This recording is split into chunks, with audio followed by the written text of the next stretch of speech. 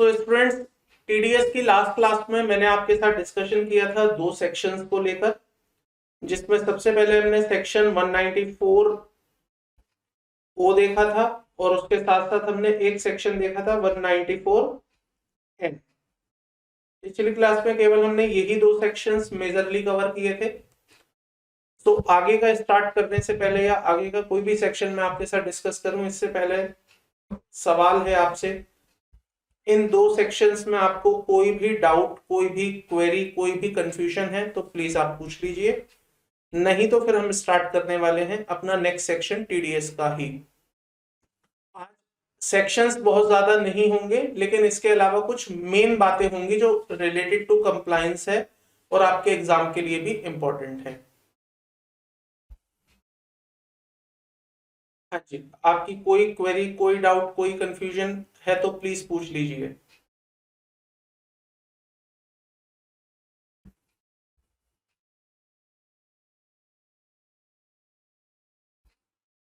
नहीं, salary chapter का नहीं मयूर, टीडीएस चैप्टर का पूछो। सैलरी चैप्टर का पूछना है तो व्हाट्सएप पर पूछ लो, कॉल करके पूछ लो। टीडीएस की क्लास में अगर सैलरी के डाउट लेंगे तो बाकी कंफ्यूज हो जाएंगे, इसलिए सैलरी का मत पूछो, ठीक है। चलिए, कोई कंफ्यूजन नहीं है तो आइए मेरे साथ एक छोटा सा सेक्शन पढ़ रहे हैं, बहुत छोटा सा सेक्शन पढ़ रहे हैं। इसके बाद फिर मैं आपको एक दूसरी दूसरी कंप्लायंसेस वाली दुनिया में ले जाऊंगा। अब हमारे सेक्शंस मेनली खत्म हो जाएंगे, एक दो सेक्शंस हैं छोटे छोटे, वो हम डिस्कस करेंगे। मैंने आपको बहुत जगह पर बताया था, काफी जगह बताया था इनफैक्ट, और मैक्सिमम सेक्शंस में हमने देखा कि अगर आप पेमेंट टू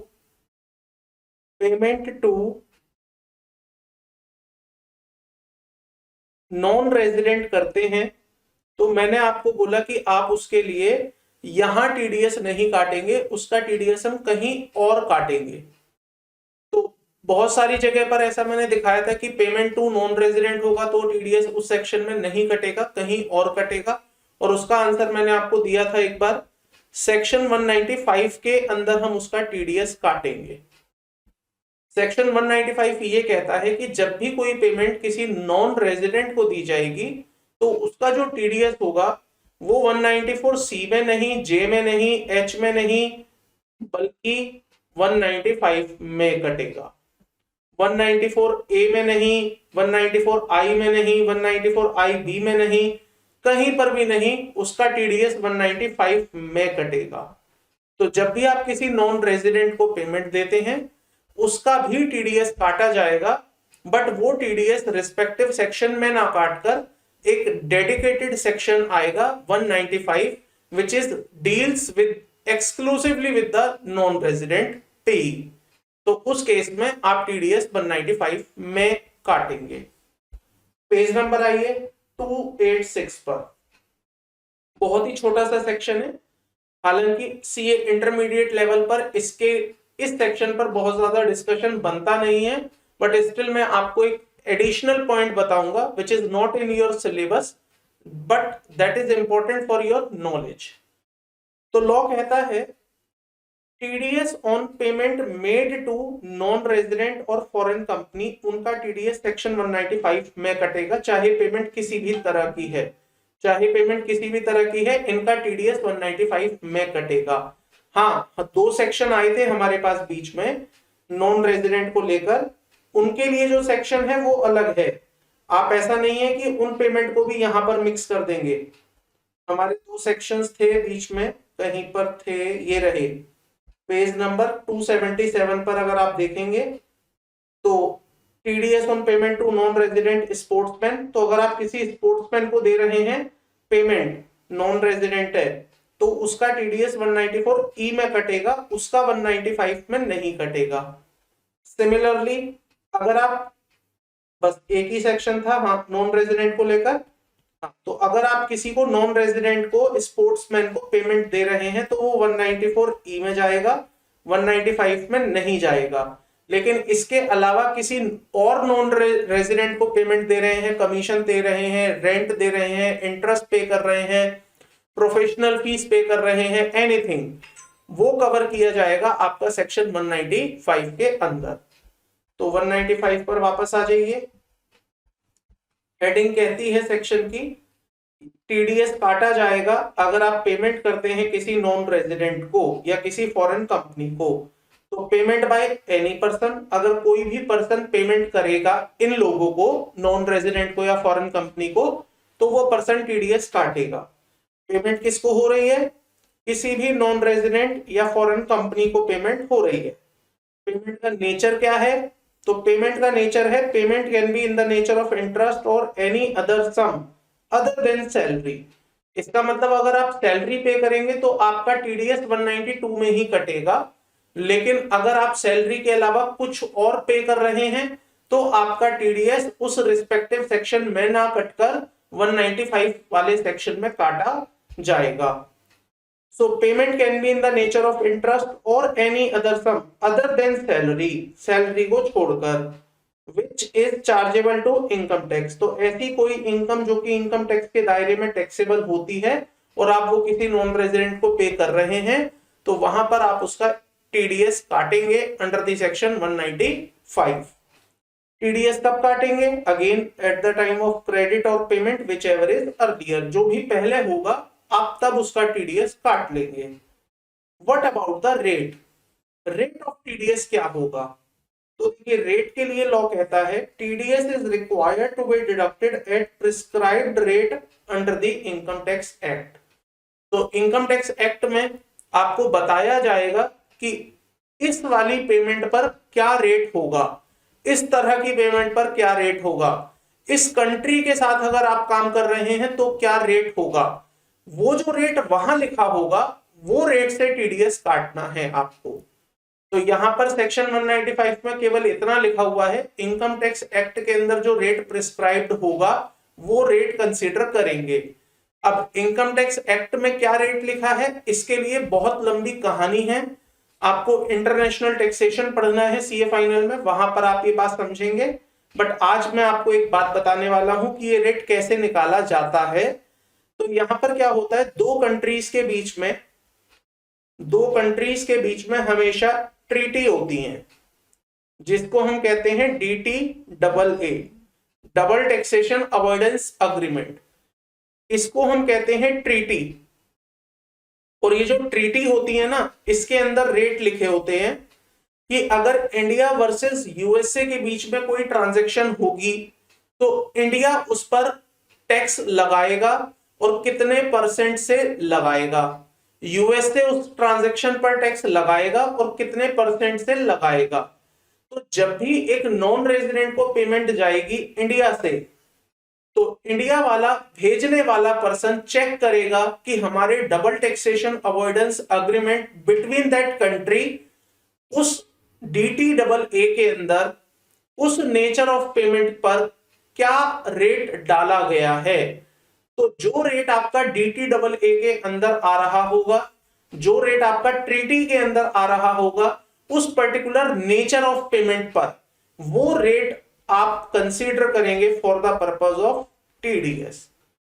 और आप समझ सकते हैं इसीलिए ये चीज आपके कोर्स का पार्ट नहीं है इंटरमीडिएट लेवल पर, क्योंकि इंस्टीट्यूट आपसे ये एक्सपेक्ट नहीं करता है कि आप डबल टैक्सेशन अवॉइडेंस अग्रीमेंट को पढ़ें और वहां पर जो रेट लिखे हुए हैं आप उन्हें याद करें और एग्जाम में आंसर दें। इसलिए इंस्टीट्यूट ने 195 में केवल इतना सा पार्ट आपके लिए रखा है कि पेमेंट कौन करेगा, किसको करेगा, किस तरह की करेगा और डिडक्शन कब होगी और रेट कहां से उठाना है। तो रेट आपको उठाना है कहां से? डबल टैक्सेशन अवॉइडेंस एग्रीमेंट या फिर treaty between that particular country जिससे कि आप ट्रांजैक्शन करने वाले हैं। तो मान लीजिए इंडिया का पर्सन अगर श्रीलंका में कोई पेमेंट ट्रांसफर कर रहा है तो इंडिया में उसका टीडीएस किस रेट से कटे, ये इस बात पर डिपेंड करता है कि इंडिया का श्रीलंका के साथ डबल टैक्सेशन अवॉइडेंस कैसा बना हुआ है और उस डबल टैक्सेशन अवॉइडेंस अग्रीमेंट के अंदर उस पर्टिकुलर पेमेंट पर कितने परसेंट का टीडीएस लिखा गया है। वो जो रेट होगा वो टीडीएस के लिए काम करेगा जब आप किसी नॉन रेजिडेंट को पेमेंट कर रहे होंगे और आप उसका टीडीएस उस पर्टिकुलर रेट से काटेंगे। क्लियर है? इतनी सी ही बात इस सेक्शन में थी, इससे ज्यादा इस सेक्शन में और कुछ है नहीं। यहां तक क्लियर है?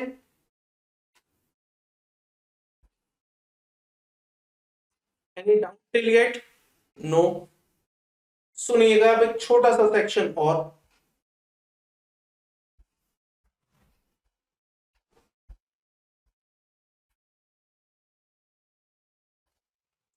एक सेक्शन आया 194P, एक सेक्शन आया 194P। ये एक ऐसा सेक्शन आया जिसके होने या ना होने से ना कोई फर्क नहीं पड़ा।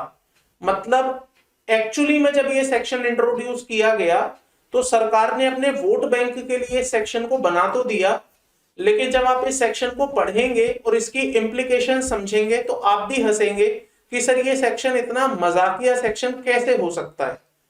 मतलब ये सरकार प्रूव करना चाह रही थी कि हम बेनिफिट लेके आए हैं आप लोगों के लिए, हमने आपको एक फायदा देने की कोशिश करी है। लेकिन ये एक ऐसा सेक्शन है जिसमें से हमारे देश में गिने चुने लोग ही केवल इस सेक्शन के अंदर कवर होते हुए इस सेक्शन का बेनिफिट ले सकते हैं। बाकी मैं कहता हूं कोई भी, ज्यादातर लोग इसमें कवर नहीं हो पाएंगे और उन्हें ये बेनिफिट नहीं मिलेगा। ये जो सेक्शन है ये सरकार आपको बेनिफिट देने के लिए लेके आई थी, एक तरह का बेनिफिट दिया था। लेकिन जब आप इस सेक्शन को पढ़ेंगे तो आपको पता चलेगा कि ये बेनिफिट कम, मजाक ज्यादा बन गया है। इसमें बेनिफिट एज सच मिल नहीं रहा है। पहले सेक्शन को सुन लीजिए, फिर इसके बाद पढ़ेंगे। सेक्शन में सरकार ने ये बोला, जब बजट आया 2021 का, फाइनेंस एक्ट 2021 से अपना बजट लेके आई, तो उस बजट के अंदर निर्मला सीतारमण जी ने पार्लियामेंट के अंदर क्या स्टेटमेंट दिया, सुनिए। उन्होंने बोला कि जितने भी 75 साल से ऊपर के लोग होंगे हमारे यहाँ पर, मतलब कि जो भी सीनियर सिटीजन है 75 साल से ऊपर वाले, उन्हें अब अपनी इनकम टैक्स रिटर्न भरने की जरूरत नहीं होगी। तो जितने भी लोग हमारे देश में 75 साल से ऊपर के हैं वो लोग अब अपनी इनकम टैक्स रिटर्न नहीं फाइल करेंगे, इतना उन्होंने बोला। लेकिन उसके आगे कंडीशन लगा दी।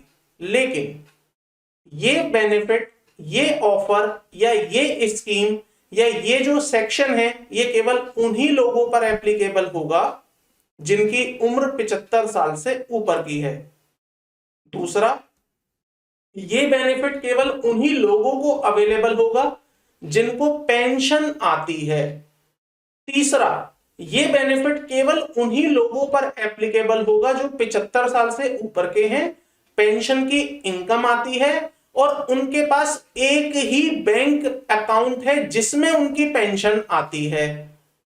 और चौथी कंडीशन में डाला, 75 साल से ऊपर के हैं, पेंशन आती है, उसी बैंक अकाउंट में पेंशन आती है, एक ही बैंक अकाउंट है।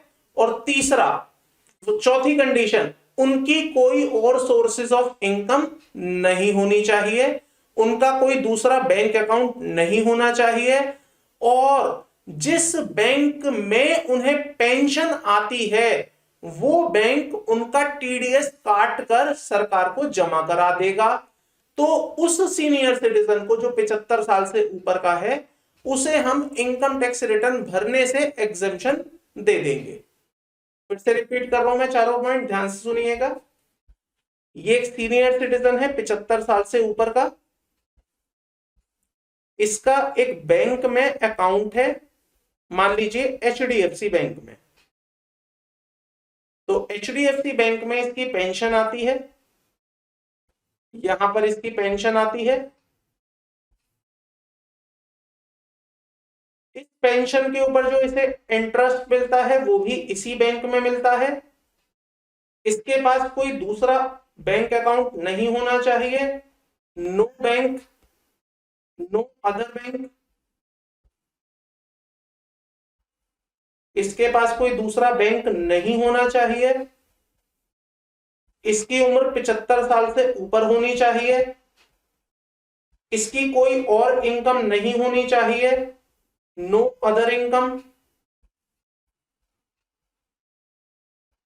और लास्ट कंडीशन तो बड़ी भयानक है जिसमें एचडीएफसी बैंक को बोला गया है, एचडीएफसी बैंक अब ये तुम्हारी जिम्मेदारी है कि जो तुम इसे पेंशन दे रहे हो, जो तुम इसे इंटरेस्ट पे कर रहे हो, तुम इसके ऊपर टीडीएस भी काटकर सरकार को जमा करवा दोगे।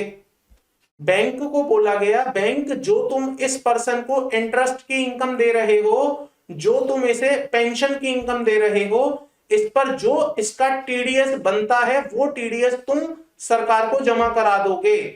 तो उस केस में हम इस सीनियर सिटीजन को इनकम टैक्स रिटर्न भरने से एग्जेम्पशन दे देंगे। तो यहां पर फोर्थ कंडीशन क्या थी?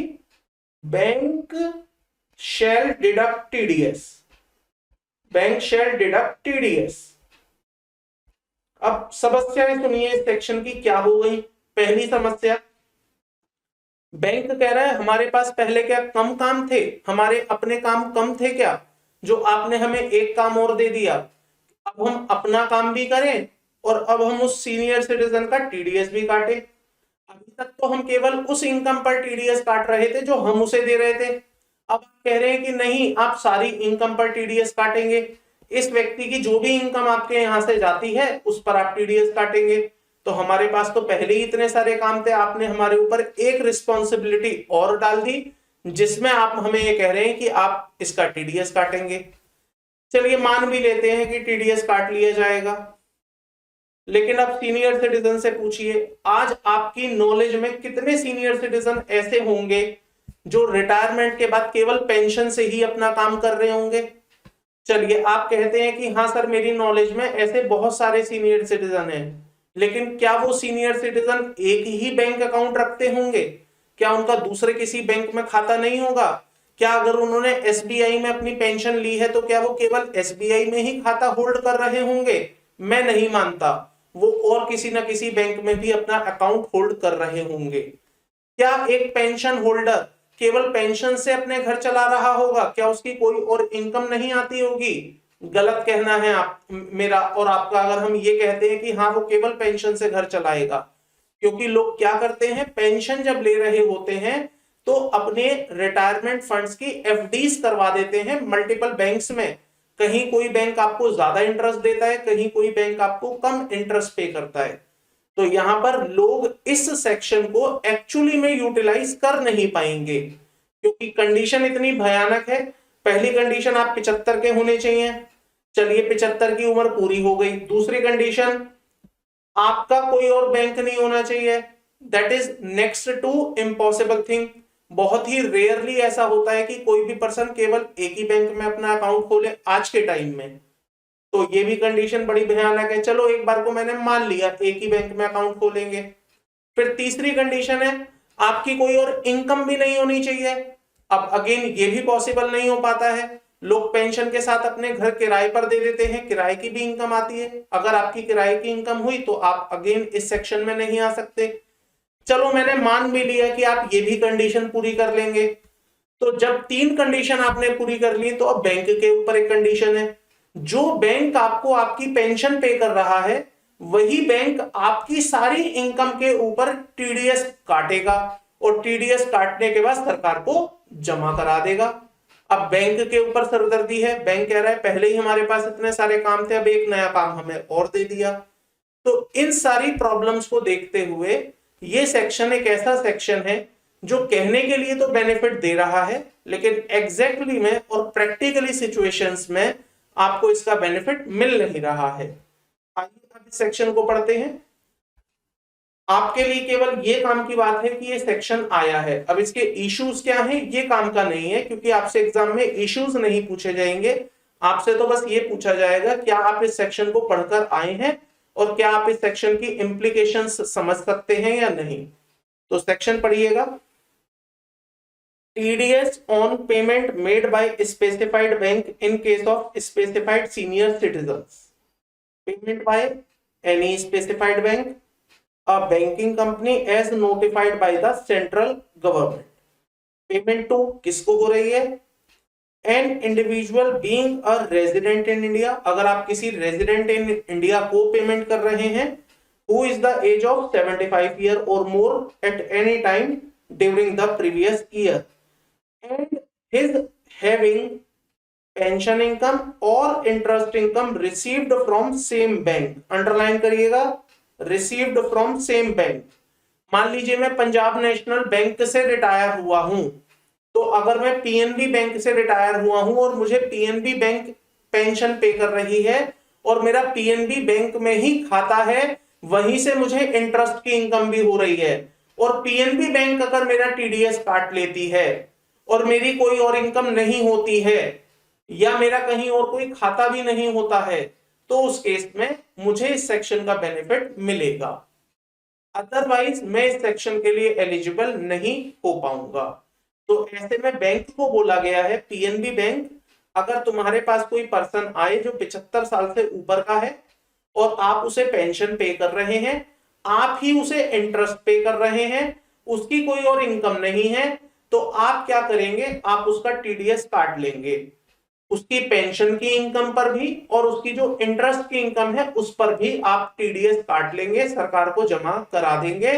तो उस पर्सन को जिसे ये इनकम मिल रही है वो इनकम टैक्स रिटर्न भरने से एग्जेम्प्ट हो जाएगा, उसे इनकम टैक्स रिटर्न भरनी नहीं पड़ेगी।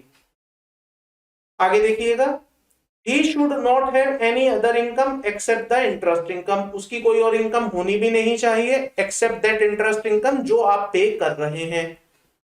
अगर ऐसा होता है तो क्या होगा, TDS shall be deducted by bank, TDS काटा जाएगा बैंक द्वारा after giving effect to deduction allowable under chapter 6A। Bank क्या करेगा, उस अससी को बुलाएगा, कहेगा सर आइए ब्रांच पर, बताइए आपकी टोटल इनकम कितनी है, बताइए आपकी डिडक्शंस कितनी है, बताइए आपके बेनिफिट्स क्या क्या हैं, बताइए होम लोन में आपने क्या क्या पे किया, बताइए बाकी डिडक्शंस क्या हैं आपकी। उसके हिसाब से वो आपकी इनकम कंप्यूट करेगा, इनकम कंप्यूट करने के बाद उसका जो टैक्स बनेगा वो टीडीएस की फॉर्म में जमा कराएगा। इसका मतलब आप अब इमेजिन करिए, बैंक अब अपना काम छोड़कर ये वाला काम करेंगे कि आईटीआर कैसे भरी जाती है, टीडीएस कैसे कंप्यूट किया जाता है, इनकम कैसे कंप्यूट होगी, वो ये सारे काम करने लग जाएगा। आगे देखिए, फिर वो रिबेट भी माइनस करेगा 87A की, और फिर जो अमाउंट निकल कर आएगा वो आपका टीडीएस काट के बैंक जमा करा देगा सरकार को। The specified senior citizen is exempted from filing his income tax return for the assessment year relevant to the previous year in which the tax has been deducted under this section। तो अगर bank ने आपका TDS इस section में काट लिया है और जमा करा दिया है, तो वो पर्सन जिसका टीडीएस काट लिया गया है या जमा करा दिया गया है अंडर दिस सेक्शन ओनली, वो अपनी इनकम टैक्स रिटर्न भरने से एग्जेम्प्ट हो जाएगा। तो पूरा सेक्शन पढ़ने के बाद आपको एक बात समझ आ गई होगी कि एक्चुअली में सेक्शन होते हुए भी किसी के लिए काम का नहीं है, क्योंकि आज की डेट में कोई भी पर्सन केवल पेंशन और इंटरेस्ट पर डिपेंड नहीं है। They have a multiple sources of income, they have a multiple accounts, so ऐसे में उनके लिए सेक्शन यूजलेस हो जाता है। बताइए सेक्शन को लेकर कोई क्वेरी है? इसके बाद हम एक क्वेश्चन करेंगे इसी सेक्शन पर आधारित। यहां तक आपकी कोई क्वेरी डाउट? नहीं?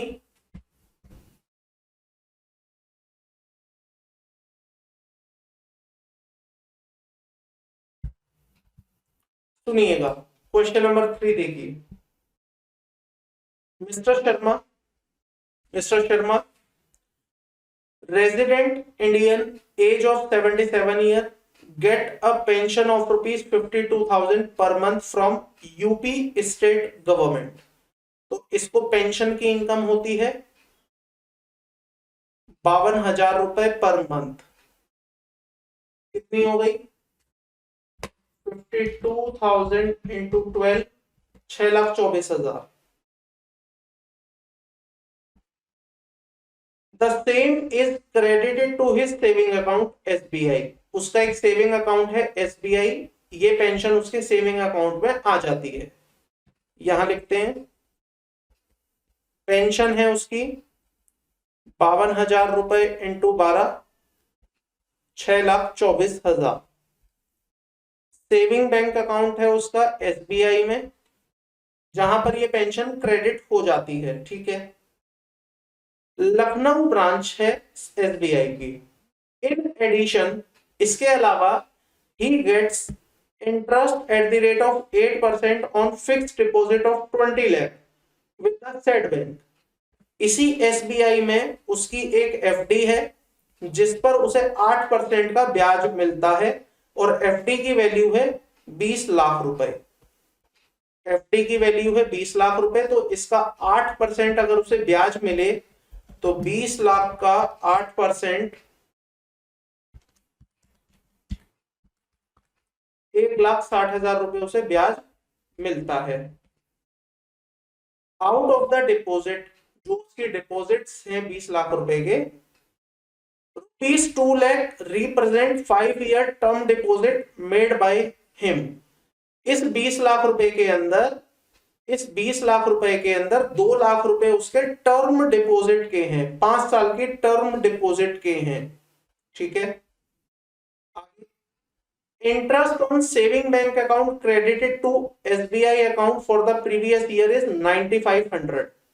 उसको सेविंग बैंक अकाउंट का इंटरेस्ट मिलता है 9500 रुपए। इसके अगेंस्ट आपको 87A की रिबेट, सॉरी 80 TTA की डिडक्शन मिल जाएगी। TTA नहीं, 80 TTB की, क्योंकि वो सीनियर सिटीजन है तो 9500 रुपए की आपको डिडक्शन मिल जाएगी। आगे बढ़िए। फ्रॉम द अबव फैक्ट, आपको बताना है ऊपर के फैक्ट के बेसिस पर, compute the total income and tax liability of mister Sharma. तो मिस्टर शर्मा की टोटल इनकम बताइए सबसे पहले, साथ के साथ आप बताइए उसकी टैक्स लायबिलिटी कितनी आएगी for the assessment year 22-23, assuming that he does not opt for the section 115 BAC। ये मानते हुए कि वो सेक्शन 115 BAC ऑप्ट नहीं कर रहा है। Now you have to compute his total income. निकालिए। Computation of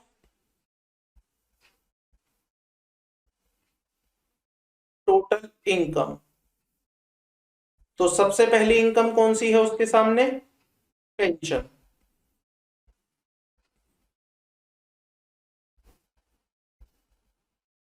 ₹52,000 into 12, 6,24,000।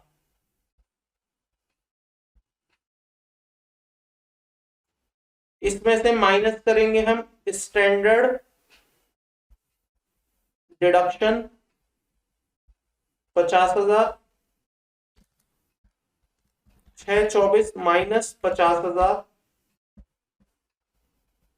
5,74,000। फिर आप लिखेंगे income under head income from other sources. इसके अंदर सबसे पहली इनकम है उसकी इंटरेस्ट ऑन डिपॉजिट। तो बताइए उसे इंटरेस्ट ऑन डिपॉजिट पे कितना डिपॉजिट है उसका? 20 लाख रुपए का उसका डिपॉजिट है जिस पर उसे 8% के हिसाब से ब्याज मिलता है। 20 लाख का 8%, 1,60,000। दूसरा, उसे सेविंग अकाउंट पर भी इंटरेस्ट मिलता है 9,500। सेविंग अकाउंट इंटरेस्ट 9,500, तो टोटल उसे इंटरेस्ट मिल जाता है 169,500। तो उसकी ग्रॉस टोटल इनकम कितनी हो जाती है?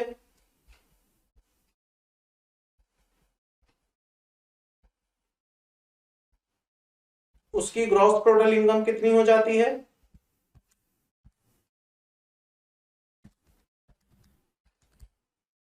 7,43,500। अब माइनस करना है आपको इसमें से। क्वेश्चन ने क्या पूछा था आपसे? क्वेश्चन ने पूछा था आपसे उसकी टोटल इनकम। टोटल इनकम का मतलब होता है नेट टैक्सेबल इनकम। तो यहां पर नेट टैक्सेबल इनकम निकालनी है आपको।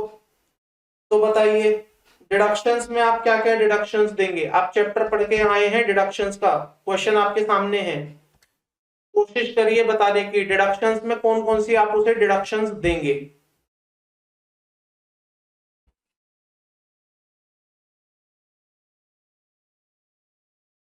जल्दी से जवाब दीजिए। डिडक्शंस का चैप्टर आप सबने पढ़ रखा है। एक आंसर आ गया है मेरे पास, बिल्कुल सही, ATTTB। ATTTB कोई बता सकता है ATTTB में से कितनी डिडक्शन मिलेगी? ATTTB में उसे कितनी डिडक्शन मिलेगी? डिडक्शन इन रेस्पेक्ट ऑफ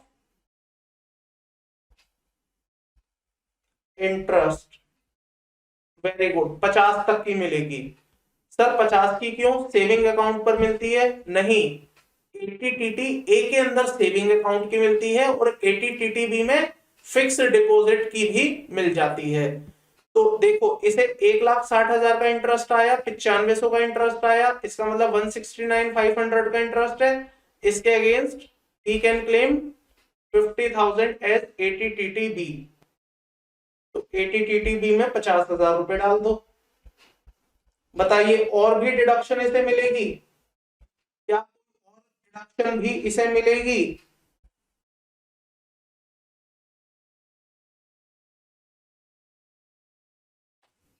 जवाब दो, क्या कोई और डिडक्शन भी इसे मिलेगी? क्वेश्चन आपको चिल्ला चिल्ला कर बता रहा है हाँ मिलेगी, बस ढूंढना है आपको अपनी आंखों से कौन सी डिडक्शन है जो आपको मिलेगी। क्वेश्चन आपको बार बार कह रहा है मिलेगी।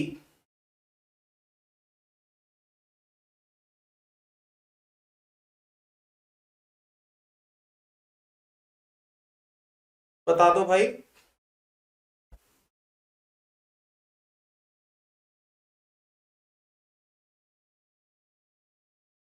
ATC मिलेगी, बिल्कुल सही आंसर है चंचल। ATC मिलेगी 5 ईयर टर्म डिपॉजिट। आपने 2 लाख रुपए का 5 साल का टर्म डिपॉजिट किया था, लेकिन आपको मैक्सिमम डिडक्शन कितनी मिलती है ATC में? 1.5 लाख रुपए। तो आपको 1.5 लाख रुपए यहां माइनस कर देंगे, ये बच जाएगी आपकी नेट टैक्सेबल इनकम। कितनी? 5,43,500 रुपए। मेरा पहला पार्ट खत्म हो गया। क्वेश्चन ने पूछा था from the above fact compute the total income, ये मेरा पार्ट खत्म हो गया। अब दूसरा पार्ट है compute the tax liability of mister Sharma. बताइए tax liability, computation of tax liability on ₹543,500। कौन बताएगा 5,43,500 रुपए पे टैक्स कितना आएगा? On first, on next and balance. पहले कितने लूं? पहले कितने तक?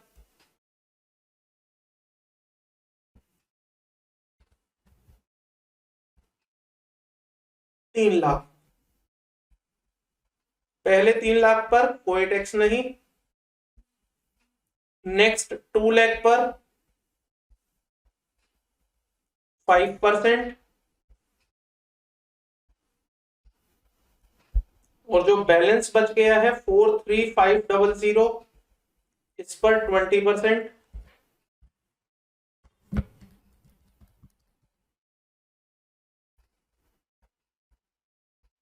टैक्स आ गया 18,700।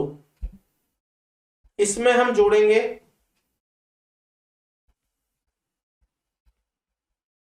रिबेट, देंगे क्या इसके अंदर? 87A का रिबेट,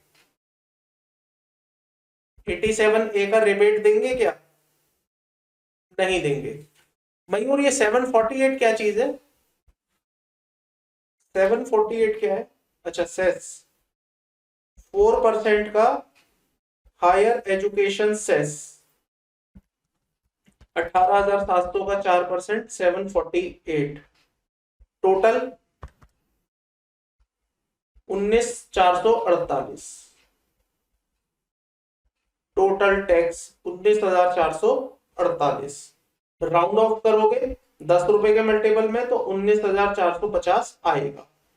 तो यहां पर लिख देते हैं, चलिए राउंड ऑफ इन ₹10 तो 19,450 रुपए आपका टैक्स बनेगा। Point number 1 clear.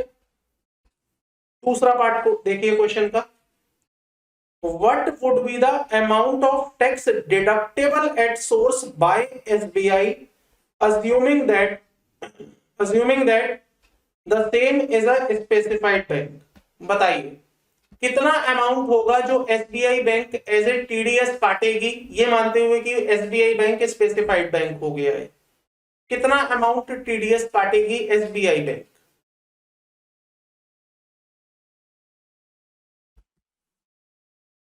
बताइए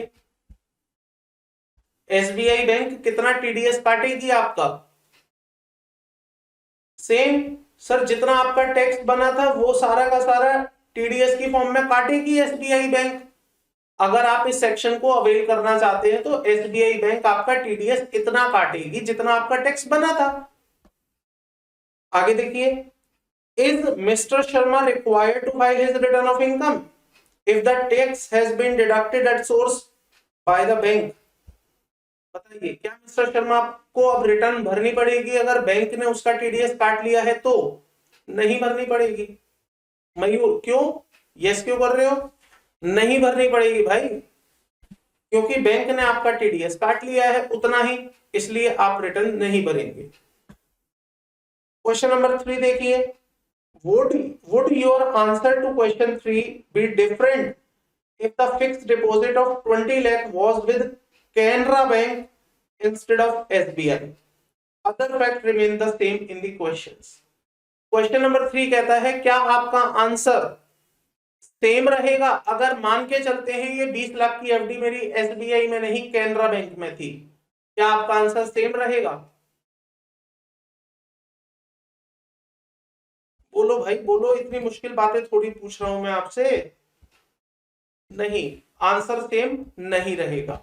क्यों सर? अगर उसकी ये 20 लाख की FD कैनरा बैंक में हुई तो ये सेक्शन की कंडीशन पूरी नहीं होगी, और जब सेक्शन की कंडीशन पूरी नहीं होगी तो उस केस में SBI आपका TDS नहीं काटेगा, और जब वो TDS नहीं काटेगा तो इसका मतलब आपको रिटर्न भरने से एग्जेम्पशन नहीं मिलेगी। आप जैसे नॉर्मल लोग भरते हैं अपनी रिटर्न वैसे ही आप अपनी रिटर्न भरेंगे, और SBI TDS नहीं काटेगा।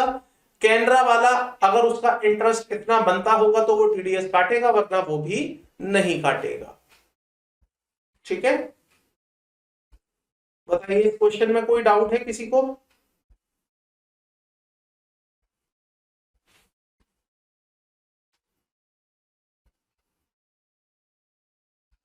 Any doubt in this question? Yes or no?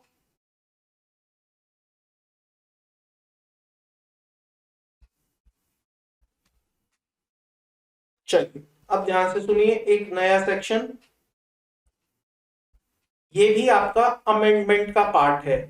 अगर आप मेरे से कहेंगे क्या ये सेक्शन पहले से है, नहीं, ये आपके अमेंडमेंट का पार्ट है, that is made by the finance act 2021। तो आपके आने वाले एग्जाम के लिए ये भी सेक्शन बड़ा इंपॉर्टेंट हो जाता है।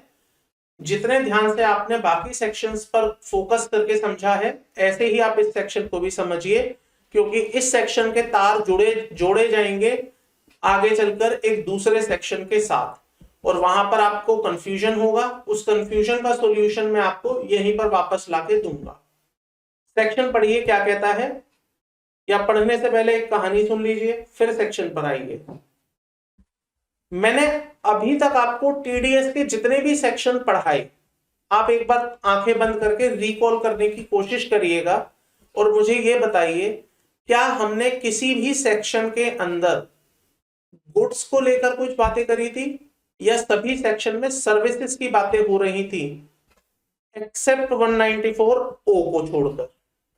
194O में गुड्स भी थी और सर्विस भी थी। लेकिन बाकी जितने सेक्शंस आपने पढ़े थे वो सब सर्विस सर्विस सर्विस जैसे थे। याद करिए, 192 सैलरी, गुड्स नहीं था ना, सैलरी गुड्स नहीं होती। अगला चलिए 193 इंटरेस्ट ऑन सिक्योरिटीज, गुड्स नहीं होती। 194 ए इंटरेस्ट, गुड्स नहीं होती। 194 सी कॉन्ट्रैक्ट, गुड्स नहीं होते। 194 जे प्रोफेशनल सर्विस, गुड्स नहीं होती। 194 आई रेंट, गुड्स नहीं होती। 194 एक हमने पढ़ा था डिविडेंड, गुड्स नहीं होती। फिर हमने पढ़ा था लॉटरी, गुड्स नहीं होती। तो इसका मतलब जितने भी सेक्शंस हमने पढ़े थे वो कहीं ना कहीं आपकी इनकम से जुड़े हुए थे, और वो इनकम कहीं ना किसी सर्विस से जुड़ी हुई थी, या मैं कह सकता हूं वो किसी ना किसी गुड्स के साथ जुड़ी हुई नहीं थी। लेकिन अब एक सेक्शन इनकम टैक्स में आ गया है जो गुड्स के ऊपर भी लग जाता है। लॉ ये कहता है कि अगर आपने किसी से माल खरीदा है, तो ऑब्वियसली किसी ना किसी ने बेचा भी होगा। तो जिस व्यक्ति ने आपको माल बेचा है और जिससे आपने खरीदा है, मान लीजिए, चलिए मैं यहां पर एग्जांपल देता हूं, ए और बी। ए कौन है? परचेजर। बी कौन है? सेलर। तो लॉ ये कहता है, परचेजर, जब भी तुम बी को पेमेंट दोगे तो तुम उसका टीडीएस काट लेना। बी कह रहा है सर ये पेमेंट मैं माल की दूंगा, मैंने माल खरीदा था बी से। ए कह रहा है सर मैं ये पेमेंट बी को जो दे रहा हूं वो गुड्स खरीदने के लिए पेमेंट दे रहा हूं, मैंने उससे माल खरीदा था। तो सरकार कह रही है कोई बात नहीं, पहले था जमाना जब हम गुड्स के ऊपर टीडीएस नहीं लगाते थे, अब हमने गुड्स के ऊपर भी टीडीएस लगा दिया है। तो अब सेक्शन 194 क्यू के तहत जब आप बी को पेमेंट करेंगे तो आप उस पेमेंट में पूरी पेमेंट उसको मत करिएगा, आप उसमें से एक टीडीएस का कंपोनेंट काट लीजिएगा। कितना परसेंट? अभी दिखाऊंगा, बहुत ही नॉमिनल परसेंटेज रखी गई है, आप उसका टीडीएस काटेंगे। ए जब पेमेंट करेगा बी को तो उससे टीडीएस उसका डिडक्ट कर लेगा। ये है सेक्शन 194 क्यू के अंदर की बात। बड़ी आसान बात है, मुश्किल नहीं है, बहुत सिंपल। ए ने बी को माल बेचा, बी ए को पेमेंट देगा तो बी यहां पर टीडीएस काटेगा। ए ने बी से माल खरीदा तो ए जब बी को पेमेंट करेगा तो ए उसका टीडीएस काट लेगा। आइए सेक्शन पर वापस। TDS on purchase of goods, अगर आपने किसी से गुड्स खरीदी हैं तो आप उसकी पेमेंट के समय पर उसका टीडीएस काटेंगे। Applicability, any person being a buyer, हर वो व्यक्ति जो एक बायर है, who is responsible for paying any sum to any resident seller for the purchase of goods of the value aggregate of such value exceeding rupees 50 lakh in the previous year to deduct TDS। तो law ये कहता है अगर कोई purchaser है, अगर कोई buyer है और उसने आपसे 50 लाख रुपए से ऊपर का माल खरीदा है, तो जब आप उसको पेमेंट देंगे आप उसका टीडीएस काटेंगे। ए ने बी से 70 लाख रुपए का माल परचेज किया, अब ए जब पैसे देगा बी को तो वो टीडीएस काटेगा। ए ने बी से 7 लाख रुपए का माल खरीदा, तो जब ए बी को पैसे देगा ना, कोई टीडीएस नहीं काटेगा। क्यों नहीं काटेगा? क्योंकि सर ये जो माल खरीदा गया है ये 7 लाख रुपए का है, और हमने लॉ में देखना है कि अगर ए बी से माल खरीद रहा है और वो माल 50 लाख रुपए से ज्यादा का हो जाता है पूरे साल भर में एग्रीगेट, तो वहां पर आप टीडीएस काटेंगे, और अगर 50 लाख से कम का है तो आप टीडीएस नहीं काटेंगे। ए जब माल खरीदेगा, अगर वो माल 50 लाख रुपए से कम का रहा पूरे साल भर में एग्रीगेट मिलाकर, तो ए टीडीएस नहीं काटेगा। लेकिन अगर उसने 50 लाख रुपए से ऊपर का माल खरीदा है तो जब वो पेमेंट करेगा उसकी, वो टीडीएस काट कर उसकी पेमेंट ट्रांसफर करेगा। इस पैराग्राफ में कोई डाउट है आप लोगों को? नहीं। सेकंड पॉइंट पढ़िए, पेमेंट किसको हो रही है, पर्सन रिस्पॉन्सिबल कौन है, टीडीएस कौन काटेगा? मेरे एग्जांपल में ए या बी? मेरे एग्जांपल में टीडीएस कौन काटेगा, ए या बी? ए काटेगा। The person being a buyer and making the payment, तो जो पर्सन खरीद रहा होगा, परचेज कर रहा होगा, या वो पर्सन जो पेमेंट कर रहा होगा, वो टीडीएस काटेगा। किसको पेमेंट हो रही होगी? किसी भी रेजिडेंट सेलर को। किसी भी रेजिडेंट सेलर को अगर पेमेंट होगी तो यहां पर टीडीएस काटा जाएगा। पेमेंट किस चीज की हो रही है, nature of payment, payment is made for the purchase of goods of value aggregate of such value exceeding ₹50 lakh in the previous year. तो अगर आपने परचेज किया है और 50 लाख रुपए से ऊपर का परचेज किया है तो आप उसका टीडीएस काटेंगे। रेट क्या होगा टीडीएस का? बहुत ही चिल्लर सा परसेंटेज है, 0.01%। TDS is required to be deducted at 0.1%, 0.01 नहीं, 0.1% of the value exceeding ₹50 lakh। Example समझिए, Ram purchase goods from Hari worth ₹70 lakh। Ram shall deduct TDS at the rate of 0.1% of, बताना है, ये आपके लिए क्वेश्चन मार्क है, of कितने का? ऑप्शन आर 50 का, 20 का या 70 का। 50 का, 20 का या 70 का?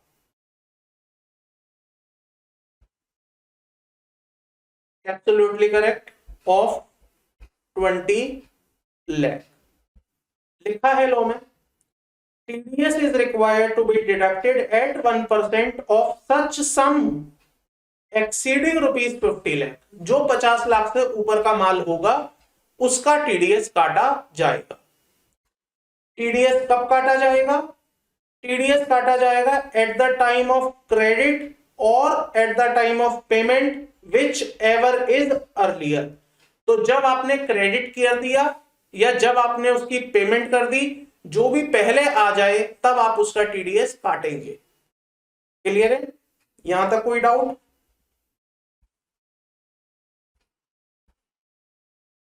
इतने वाले पार्ट को होल्ड रखिएगा,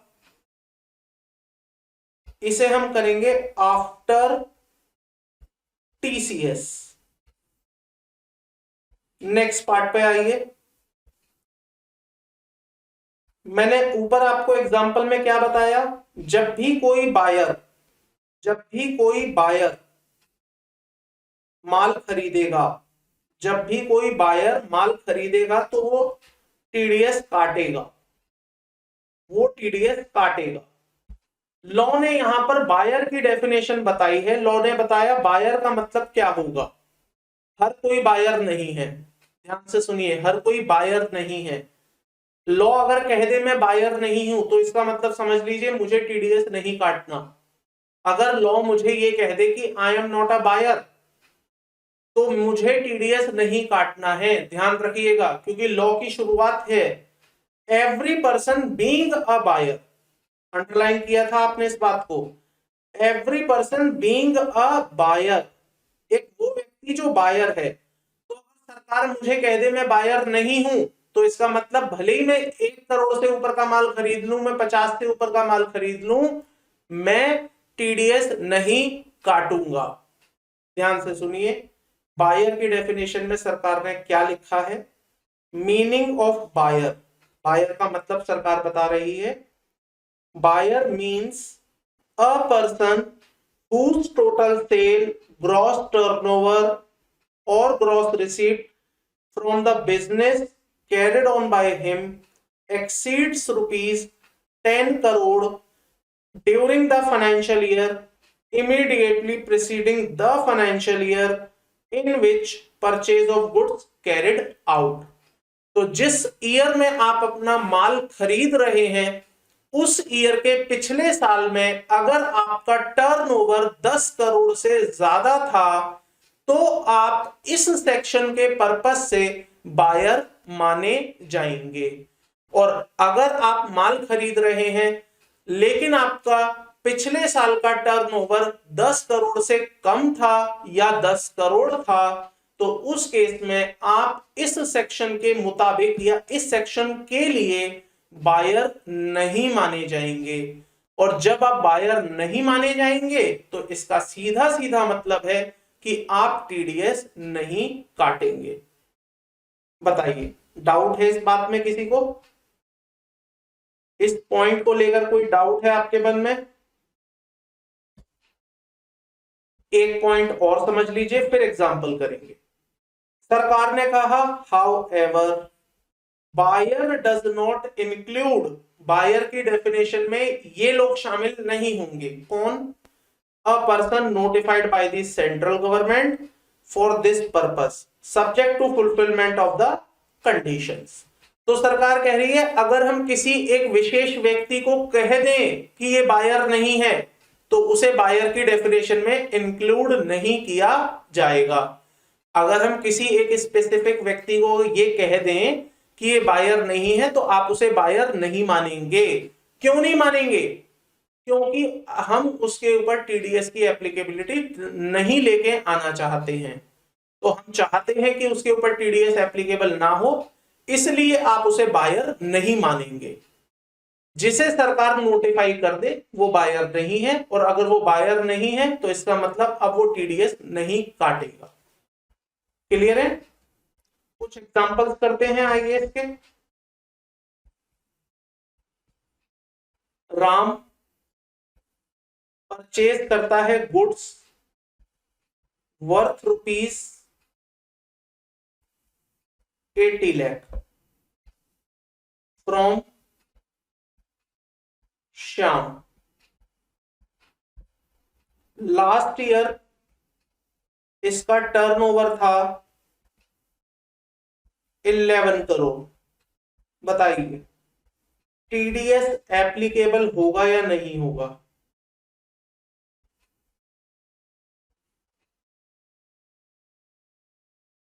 टीडीएस एप्लीकेबल होगा या नहीं होगा?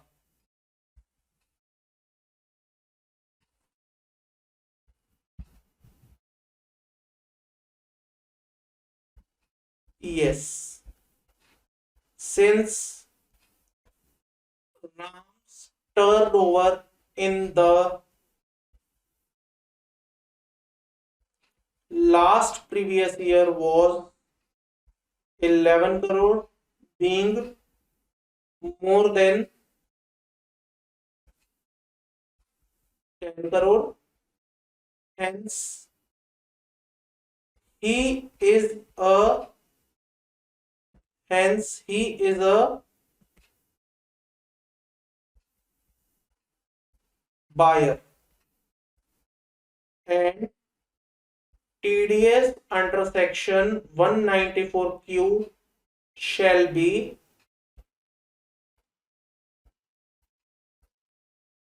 applicable। नेक्स्ट एग्जांपल देखिए। Ram purchase goods of rupees 47 lakh and make payment of rupees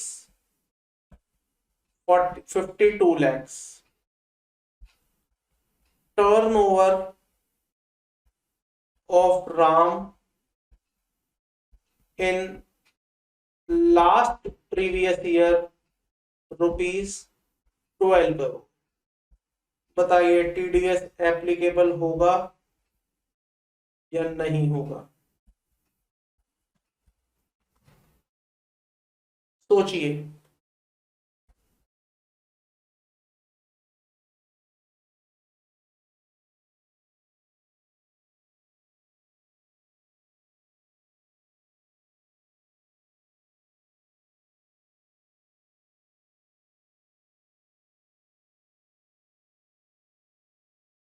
बताइए, सभी लोग आंसर करेंगे इस बात का?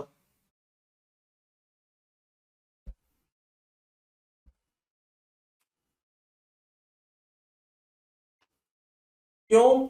मेरा पिछले साल टर्नओवर 12 करोड़ है, मैंने 52 लाख रुपए की पेमेंट करी है, 50 लाख रुपए से ऊपर की पेमेंट हो गई, क्या टीडीएस नहीं लगेगा? नहीं लगेगा। क्यों नहीं लगेगा? क्योंकि सर आपको पेमेंट थोड़ी चेक करनी होती है, आपको क्या चेक करना होता है? ध्यान से देखिए, for the purchase of goods जिसकी वैल्यू 50 लाख से ज्यादा है, आपको परचेज वैल्यू चेक करनी होती है, तो इसलिए सर टीडीएस नहीं लगेगा। No TDS applicable.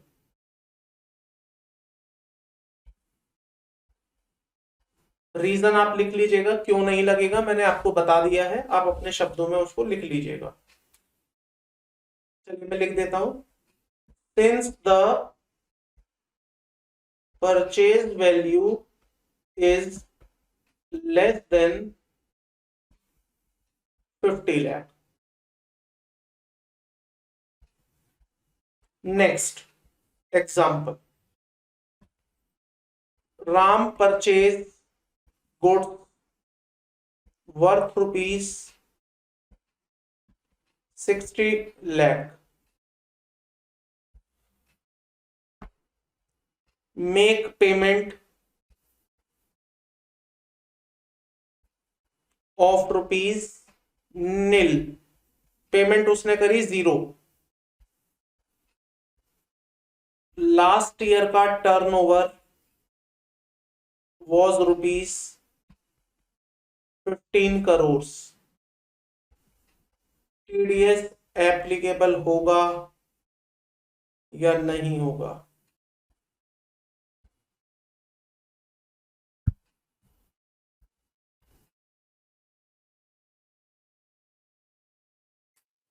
बताइए। होगा। क्यों? मैंने पेमेंट तो करी नहीं, और जब मैं पेमेंट ही नहीं करूंगा तो मैं काटूंगा क्या? आप मेरी बात को समझने की कोशिश करिए। जब मैं किसी को टीडीएस, जब मैं किसी को पैसे ही नहीं दे रहा तो मैं काटू क्या? मैंने क्या आपको पैसे दिए? नहीं। जब मैंने पैसे नहीं दिए तो मैं टीडीएस काटू कैसे? क्या दिक्कत है? कोई ऐसी टेंशन वाली बात नहीं है। लॉ ने क्या लिखा था?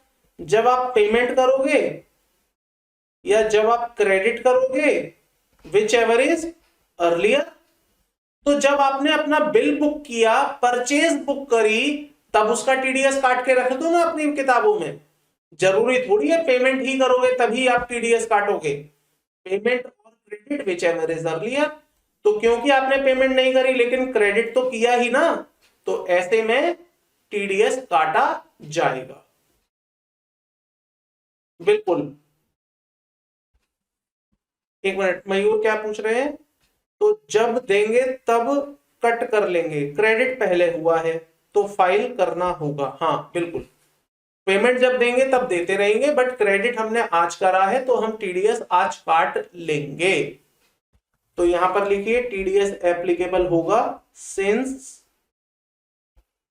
द पेमेंट और credit which ever is earlier, जो भी पहले हो जाए। नेक्स्ट एग्जांपल,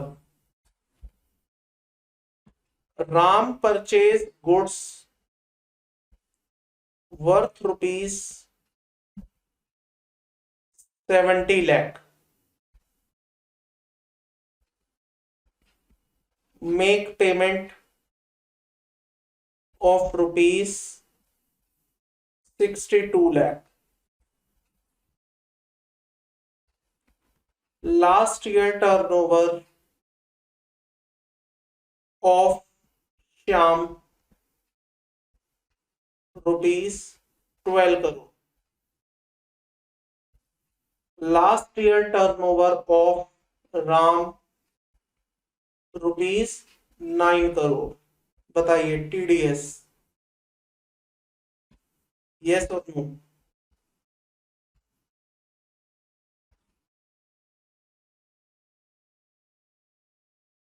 टीडीएस हाँ या ना? क्यों? 12 करोड़ का टर्नओवर है, 70 लाख का माल है, 62 की पेमेंट है, टीडीएस तो लग जाना चाहिए। नहीं सर, ये 12 करोड़ टर्नओवर किसकी है? श्याम की। हमें श्याम से क्या मतलब है? हमें तो हमारे से मतलब है। हमारा पिछले साल का टर्नओवर 9 करोड़ था, तो क्योंकि हमारा पिछले साल का टर्नओवर 9 करोड़ था, इसका मतलब इस सेक्शन के मुताबिक हम इस साल बायर नहीं कहलाएंगे, और क्योंकि हम बायर नहीं कहलाएंगे तो इसका मतलब हम टीडीएस नहीं काटेंगे। Since Ram is not buyer, Ram is not buyer. Buyer क्यों नहीं है? Since last year turnover was less than 10 crores। I hope आपको क्लियर हो गए होंगे एग्जाम्पल। बताइए क्लियर है?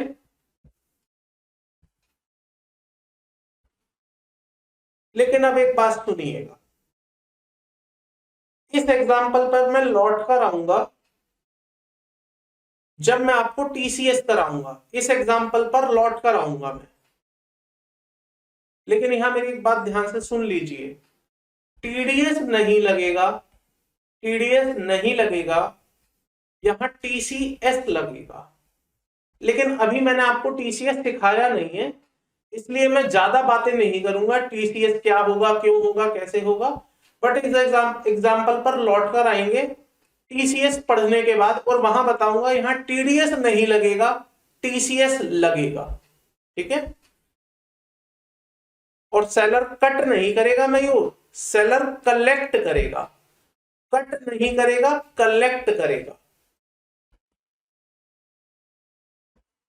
चलिए सेक्शन ओवर है, इसके अलावा इस सेक्शन में मेरी तरफ से कुछ भी नहीं है।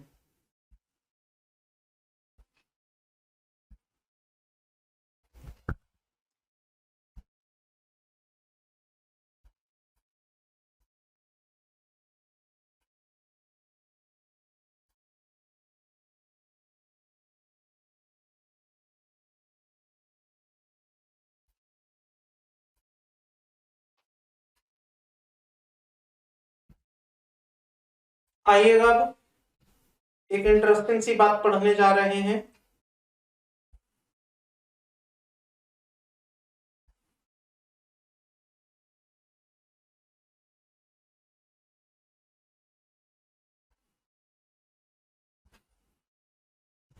पेज नंबर 290 पर, पेज नंबर 290 पर आ जाइए। अब मैं आपको सेक्शंस की कुछ बातें नहीं बताऊंगा, अब मैं आपको बाहरी दुनिया की कुछ बातें बताऊंगा रिलेटेड टू टीडीएस ओनली। याद है आपको टीडीएस का पूरा फंडामेंटल कैसे काम कर रहा था? एक पर्सन रहेगा ए, ये जब बी को पेमेंट देगा तो बी का छोटा सा टीडीएस काट लेगा। ए जब सी को पेमेंट देगा तो उसका भी टीडीएस काट लेगा। जब सी डी को पेमेंट देगा तो उसका भी टीडीएस काट लेगा। और इन तीनों के तीनों टीडीएस को लेकर सरकार के पास चला जाएगा। सरकार को बोलेगा सरकार मैं आपका टीडीएस लेके आया हूं, चालान नंबर 281 के थ्रू ये पैसा सरकार के खाते में जमा हो जाएगा।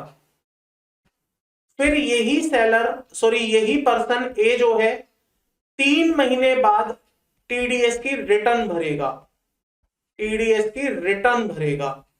और उस रिटर्न के अंदर क्या बताएगा सरकार को कि सरकार ये जो मैंने आपको 3 टीडीएस जमा कराए थे, या ये जो मैंने आपको बहुत सारे टीडीएस जमा कराए थे, ये किस किस के टीडीएस हैं, इसके बारे में आपको रिटर्न के अंदर बताएगा।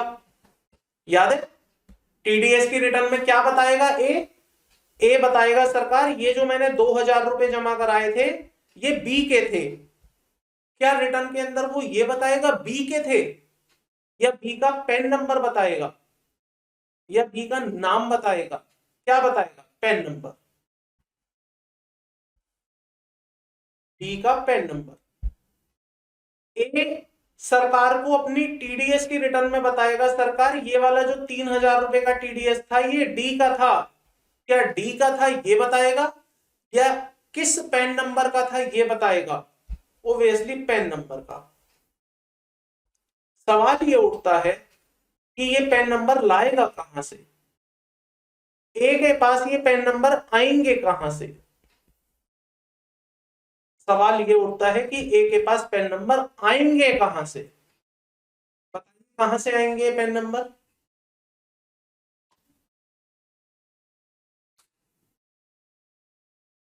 सोचिए और बताइए कहां से आएंगे ये पैन नंबर।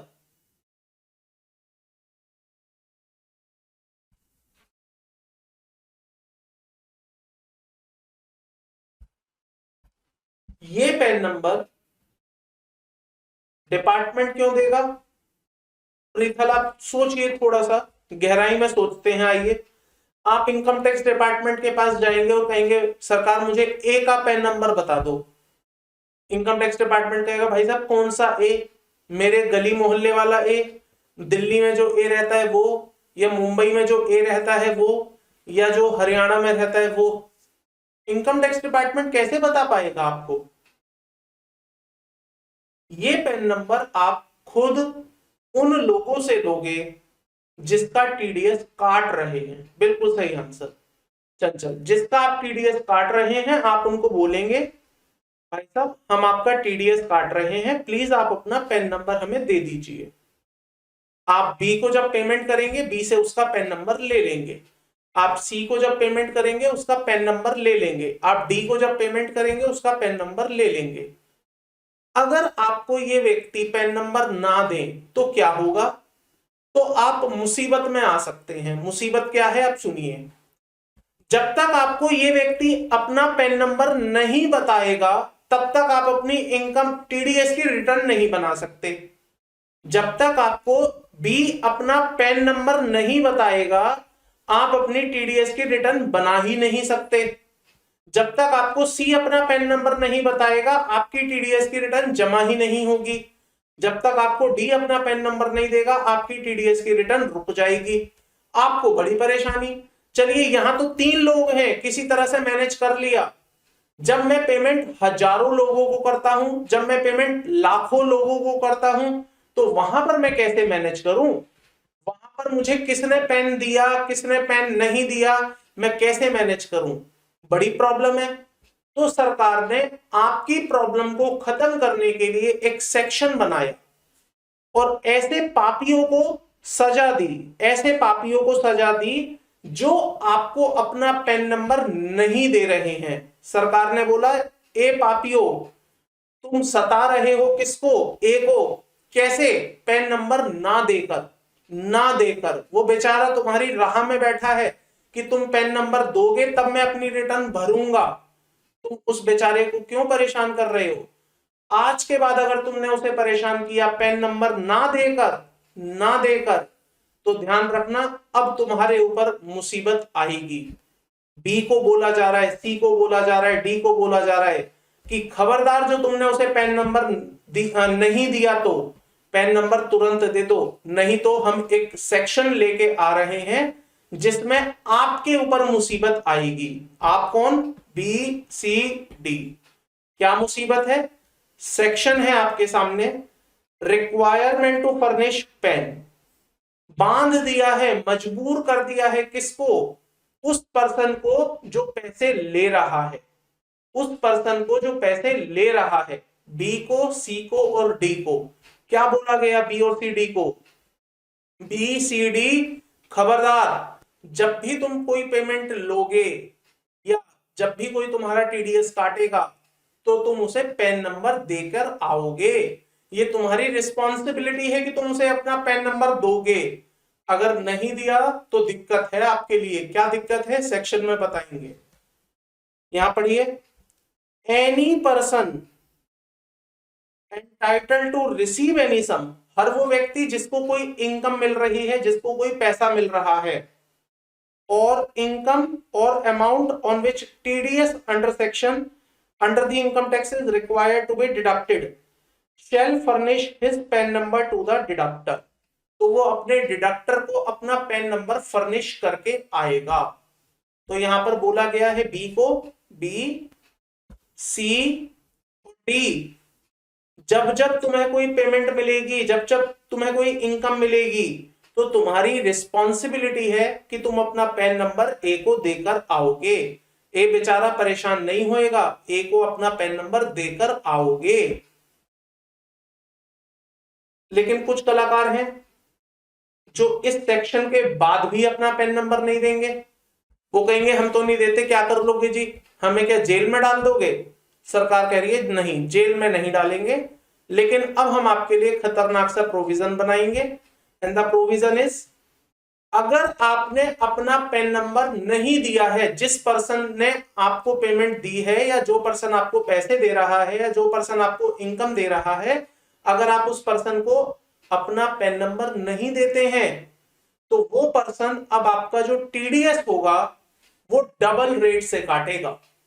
तो जो सेक्शन के अंदर हमने टीडीएस के रेट पढ़े थे वो रेट या उसका डबल रेट या 20% विच एवर इज हायर, वो आपका टीडीएस काट लिया जाएगा।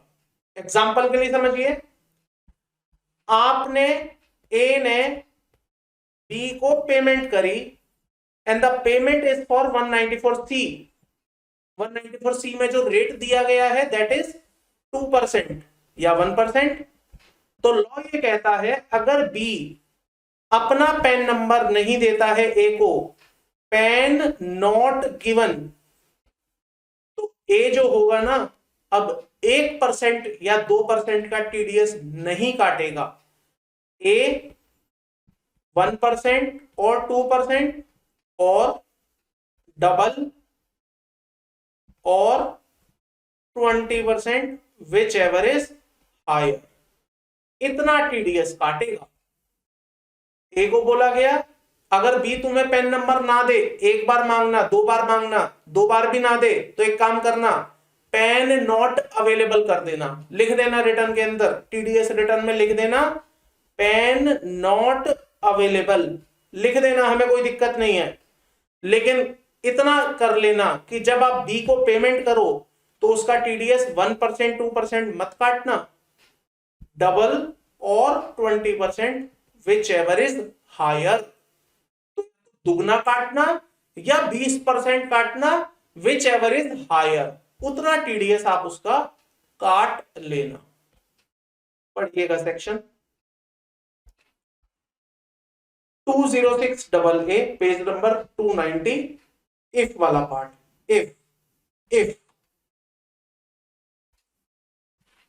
If deductee fails to submit his PAN, अगर डिडक्टी आपको अपना पेन नंबर नहीं देता है टू डिडक्टर,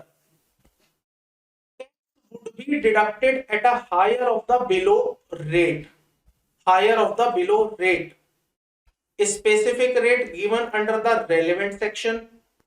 194C है तो 1 और 2%, 194J है तो 2 या 10%, 194H है तो 5%, 194I है तो 10% या 2%, 194 और कौन सा बचा, 194H के अलावा और बहुत सारे सेक्शन थे, 194C ले लीजिए, C ऑलरेडी कवर कर लिया है हमने, I भी ले लिया। तो जो भी आपके सेक्शंस हैं, जो भी आपके रेट है वो, या rate mention in the finance act, ये इररिलेवेंट पॉइंट है, फाइनेंस एक्ट के रेट हमारे काम के नहीं है, या फिर 20% विच एवर इज हाई। तो अगर आप 194C की बात करेंगे तो 1% और 2% और 20%, तो बताइए क्या ले लेंगे? 20%। ऐसा क्यों किया गया होगा? देखिए, ऐसा इसलिए किया गया, अगर बी अपना पैन नंबर नहीं देगा तो उसका 20% अमाउंट कट जाएगा। अब वो इस डर की वजह से कि भाई मेरा 20% अमाउंट कट जाएगा, 20% अमाउंट कट जाएगा, टीडीएस कट जाएगा, वो इस डर की वजह से अपना पैन नंबर ए को दे देगा। और एक बात और समझिए, थोड़ा सा गहराई वाला पॉइंट है, अगर बी अभी भी 20% कटने के बाद भी अपना पैन नंबर नहीं देता है, किसको? ए को, तो बी को डबल नुकसान है, डबल नुकसान है। पहला नुकसान सुनिए, बी का 20% कट जाएगा, बी का 20% कट जाएगा, और क्या ये बी के 26 एस में पहुंचेगा? क्या ये बी के 26 एस में पहुंचेगा? नहीं पहुंचेगा, क्योंकि बी ने अपना पैन नंबर दिया ही नहीं है। और जब बी ने अपना पैन नंबर दिया ही नहीं है तो ए अपनी रिटर्न में क्या लिखेगा 20% के आगे? Pan not available. और जब पैन नॉट अवेलेबल लिखेगा तो सरकार इस 20% वाले अमाउंट को किसके खाते में डालेगी? किसी के खाते में नहीं डालेगी, क्योंकि सरकार को भी तो नहीं पता ना कि बी का पैन नंबर है क्या, मैं कौन से वाले बी के नाम पर डालूं ये पैसे। तो यहां पर क्या होगा, इसका 20% कट जाएगा, इसका 20% कट जाएगा, और सरकार के सरकारी खजाने में जाकर बैठ जाएगा, क्योंकि सरकार इस 20% वाले अमाउंट का क्रेडिट किसी के भी 26 एएस में नहीं डालेगी। सरकार इस पैसे को अपने पास रखकर सरकारी खजाना बढ़ा देगी। तो यहां पर अब बी मजबूर हो जाएगा कि वो जब भी कोई पेमेंट रिसीव करे तो वो अपना पैन नंबर सामने वाले पर्सन को दे दे, ताकि उसे उसके टीडीएस का क्रेडिट भी मिल जाए, ताकि उसे उस टीडीएस का बेनिफिट भी मिल जाए, और उसे उसका इनकम टैक्स में अगर रिफंड बनता है तो रिफंड भी प्रॉपर मिल जाए, और ए को भी परेशानी ना हो। तो ये एक सेक्शन डाला गया जिसके थ्रू आप अपना पैन नंबर सबमिट करने के लिए बाध्य हो जाते हैं या बाउंड हो जाते हैं। क्लियर है? बताइए, यहां तक कोई डाउट है? Any doubt till this point of a time? नहीं? सुनिए, 194 ओ सेक्शन में टीडीएस का रेट क्या था? 194 ओ में टीडीएस का रेट क्या था? बता दो। 1%। यहां पर सेलर है, यहां पर अमेजॉन है, यहां पर बायर है। सेलर ने अमेजॉन को अपना पैन नंबर नहीं दिया। वैसे ऐसा पॉसिबल है नहीं, क्योंकि जब भी कोई पर्सन अमेजॉन, फ्लिपकार्ट या किसी मार्केट प्लेस पर सेलर बनता है, सबसे पहले उसका पैन नंबर मांगा जाता है। तो ऐसा पॉसिबल नहीं है कि नहीं हो, बट हाइपोथेटिकली लीजिए, एक सेलर ने अमेजॉन पर अपना पैन नंबर नहीं दिया, अमेजॉन 194 ओ में उसका टीडीएस काटती है,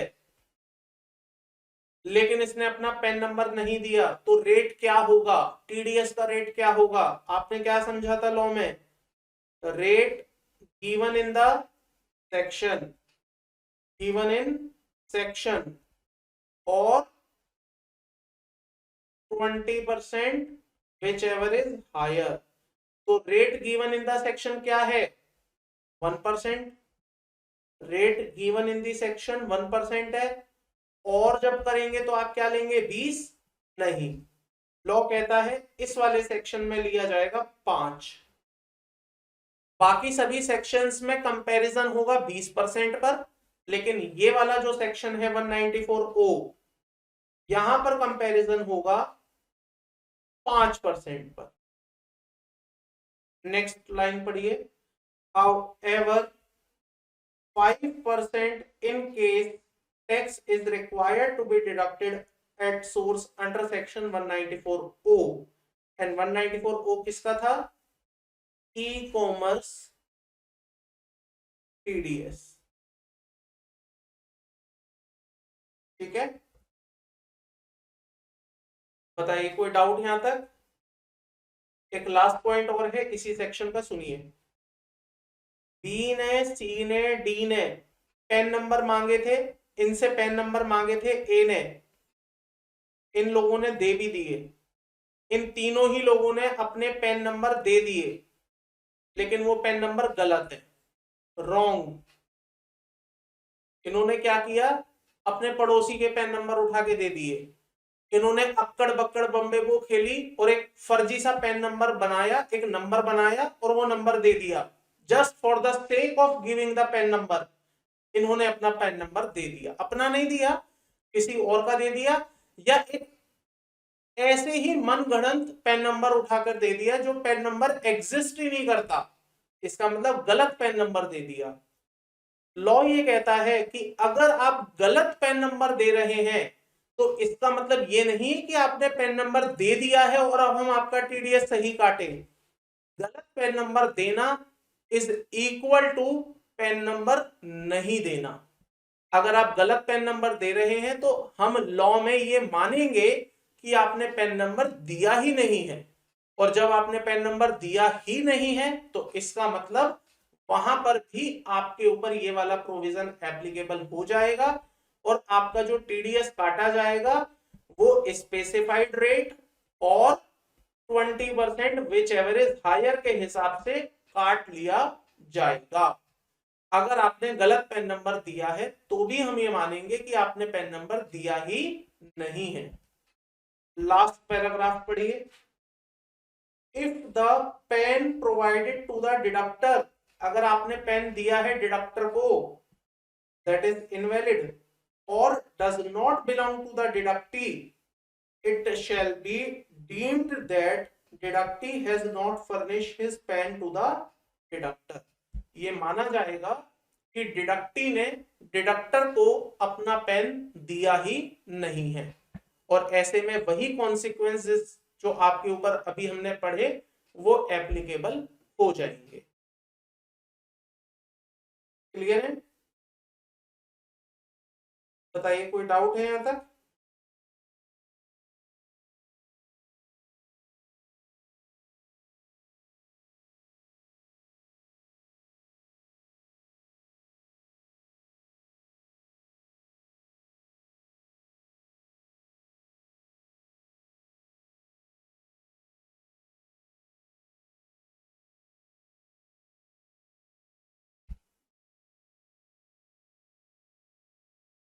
एनी डाउट टिल येट?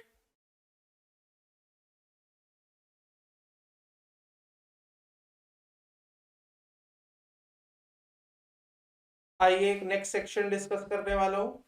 ये भी लगभग इसी से रिलेटेड है जो मैंने आपको हायर टीडीएस बताया उससे रिलेटेड। सेक्शन कहता है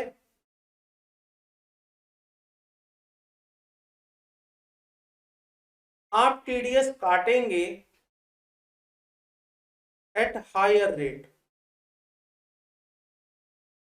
आप टीडीएस काटेंगे eight a higher rate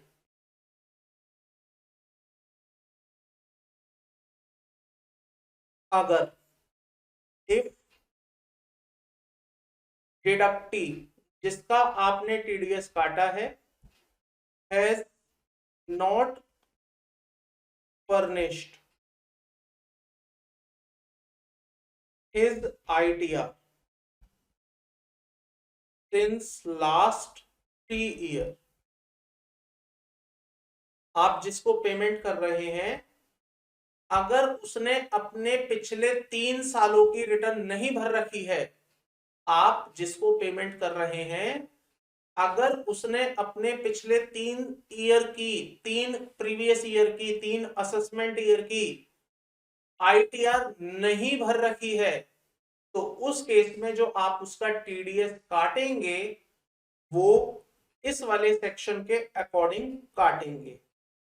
higher rate of TDS for non filer of income tax return. लोग क्या कर रहे थे मैं बताता हूं आपको। लोग कह रहे थे हमारा टीडीएस जितना काटना है काट लो, हम इनकम टैक्स रिटर्न नहीं भरेंगे। क्योंकि आप हमारा टीडीएस कितना काट लोगे, हद से हद 10% काट लोगे। चलो मैं कहता हूं 10 भी नहीं काटोगे, 20 काट लोगे। जो हमने पिछला सेक्शन पढ़ा उसके हिसाब से भी अगर आप हमारा टीडीएस काटोगे तो कितना काट लोगे, 20% काट लोगे ना, इससे ज्यादा तो नहीं। हम रिटर्न भरेंगे ही नहीं। क्यों नहीं भरेंगे हम रिटर्न? क्योंकि हमें पता है अगर हमने रिटर्न भरी तो हमें टैक्स ज्यादा देना पड़ेगा। हमारी इतनी इनकम है कि 20% तो हमारे सामने कुछ भी नहीं है। 20% तो हमारे सामने कुछ भी नहीं है। अगर हमने रिटर्न भर दी तो सरकार हमसे बहुत ज्यादा टैक्स मांगेगी, इसलिए हम रिटर्न भर ही नहीं रहे हैं। तो सरकार देगा भाई ये तो गलत है, अगर आप रिटर्न ही नहीं भरेंगे तो हमारा तो पर्पस ही डिफीट हो जाएगा। सरकार ने ऐसे लोगों को ट्रैप करने के लिए जो अपनी रिटर्न ही नहीं भर रहे हैं, उनके लिए टीडीएस के प्रोविजन में जबरदस्त अमेंडमेंट करी। और क्या लिखा लॉ के अंदर, देखिए सेक्शन 206 ए बी लॉ में क्या लिखा सरकार ने, tax is to be deducted at source under the provision of this chapter on any sum और इनकम और अमाउंट पेड और पेबल और credited by a person to specified person at a higher of the below rate. पहला पढ़िए, at the twice of rate prescribed in the relevant provision. तो जो section के अंदर रेट था उसका डबल, सेक्शन के अंदर रेट जितना भी रहा, 5 रहा, 10 रहा, 20 रहा, 2 रहा, 1 रहा, जो भी रेट वहां रहा उसका डबल कर दो। At the twice of the rate और rate in force mention in the finance act. और जो फाइनेंस एक्ट के अंदर रेट है, मैंने बोला ये आपके लिए इररेलेवेंट है, आपके कोर्स का पार्ट नहीं बनेगा। तो जो फाइनेंस एक्ट के अंदर रेट है उसका डबल कर दो, या फिर 5%, whichever is higher, whichever is higher. तो क्या करिए, अगर आप किसी को पेमेंट कर रहे हैं और वो व्यक्ति अपनी इनकम टैक्स रिटर्न नहीं भर रहा है पिछले 3 सालों की, तो आप उसका जो टीडीएस काटेंगे वो जो रेट आपको सेक्शन के अंदर दिया गया है उसका 2 गुना कर दीजिए, और 5% विच एवर इज हायर, जो भी रेट इसमें से ज्यादा आएगा आप उसका उतना टीडीएस काटेंगे। हाउएवर, लेकिन किंतु परंतु, this section is not applicable in case of the TDS under section 192, 192A, 194B, 194BB और 194N। यहां पर ये सेक्शन एप्लीकेबल नहीं होंगे। इसका मतलब अगर आप किसी सैलरी के ऊपर टीडीएस की बातें कर रहे हैं तो भले ही सैलरी वाले ने अपनी पिछली 3 रिटर्न ना भरी हो, उसका टीडीएस आप नॉर्मल रेट से काटेंगे। अगर आप किसी को प्री मैच्योर ईपीएफ का विड्रॉल दे रहे हैं तो भले ही उसने टीडीएस अपनी अपनी इनकम टैक्स रिटर्न भरी है नहीं भरी, आप उसका टीडीएस नॉर्मल तरह से काटेंगे। भले ही किसी ने 194 बी वाले पर्सन ने अपनी आईटीआर भरी है नहीं भरी पिछले 3 साल की, कोई फर्क नहीं पड़ता, आप उसका टीडीएस नॉर्मल तरह से काटेंगे। And similarly 194BB and 194N वालों का भी आप टीडीएस नॉर्मल तरह से काटेंगे। ठीक है,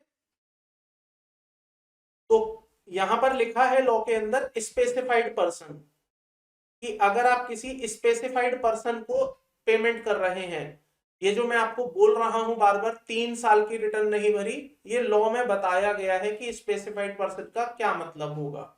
देखिएगा, specified person means a person who has not filed the return of income for both of the 2 assessment year। 3 नहीं है, सॉरी 2 है, मैंने 3 बोल दिया, 2 है।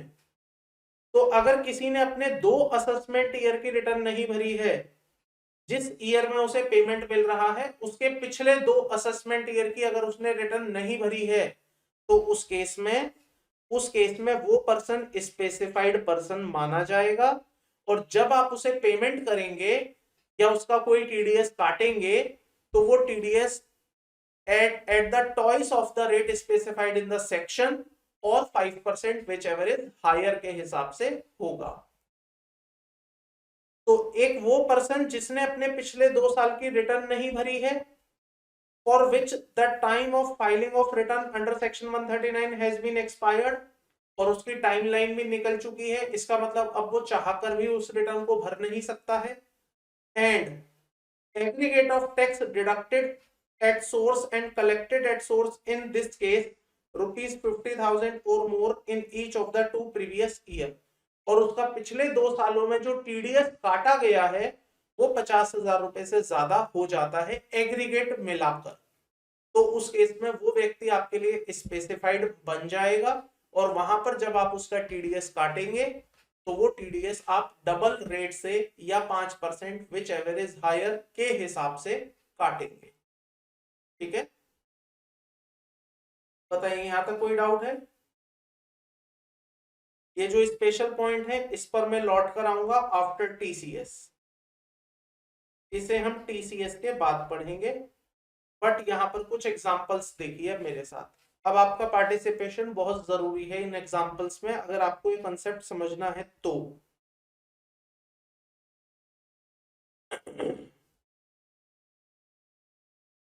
Ram has not given his pen. Shyam has to deduct TDS under section 194B. Determine the rate of TDS.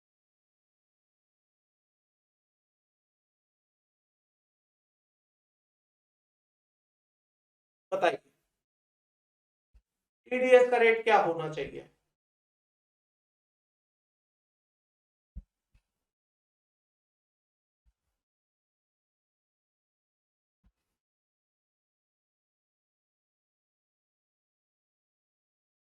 Question आप लोगों के लिए है, इसलिए आंसर करना है आपको।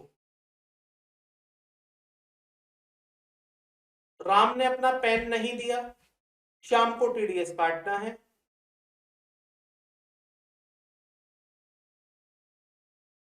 अंडर सेक्शन 194B बताएंगे टीडीएस का रेट क्या होगा।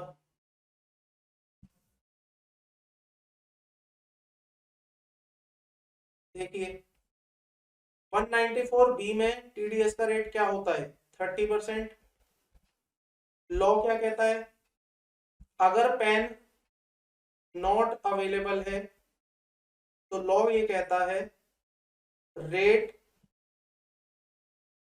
स्पेसिफाइड इन सेक्शन और 20% whichever is higher. Rate given in the section 30 है, ऑलरेडी 30 है। लॉटरी के केस में आपको पता है 30% का टीडीएस है। 30 और 20 विच एवर इज हायर, इसका मतलब टीडीएस काटा जाएगा 30% के हिसाब से।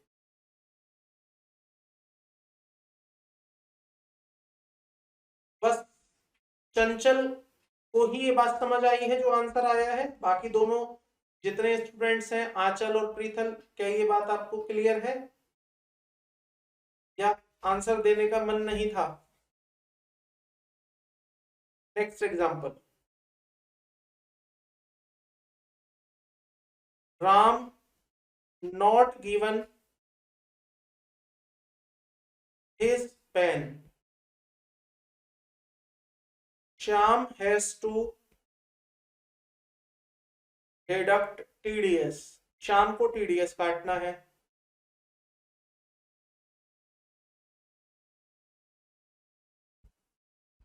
Under section 194J professional services,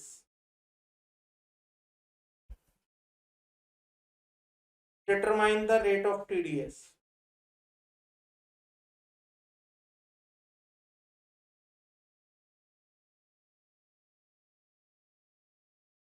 Determine the rate of TDS.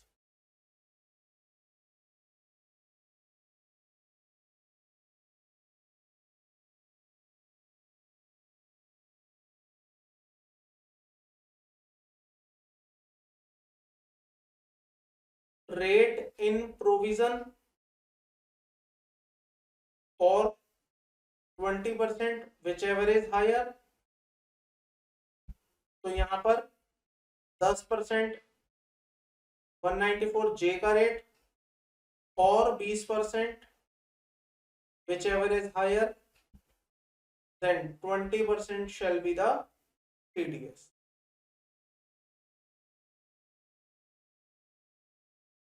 Next example,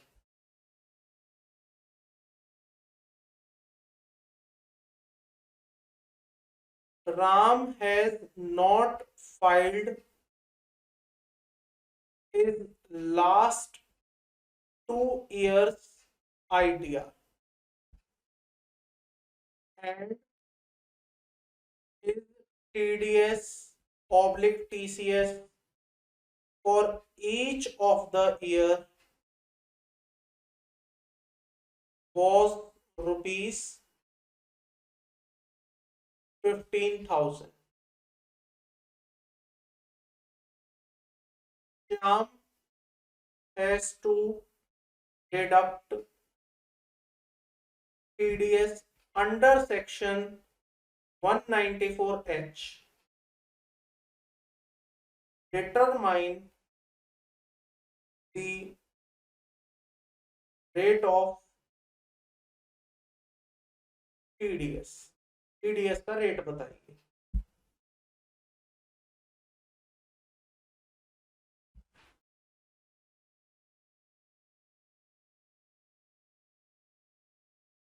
बताइए TDS का रेट क्या होगा।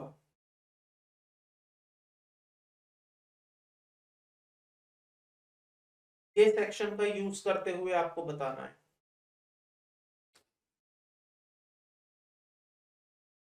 गलत आंसर है चंचल। लॉ ने क्या लिखा था, ध्यान से सुनिए। लॉ ने लिखा था अगर कोई person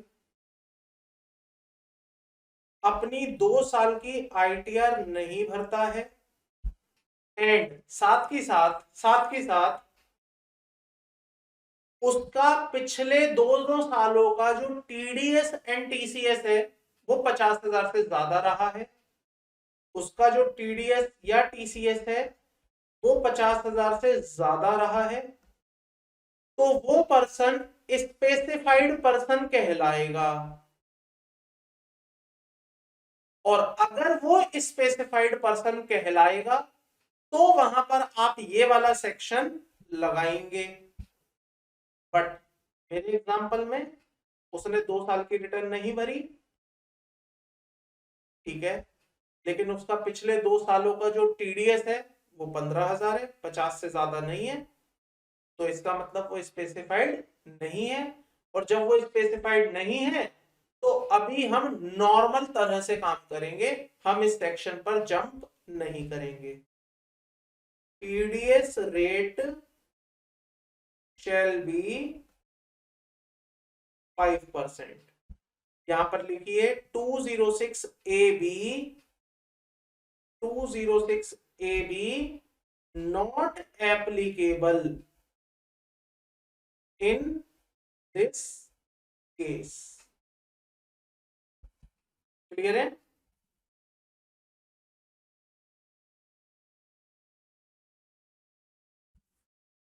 next example, Ram has not filed his ITR for last 2 years।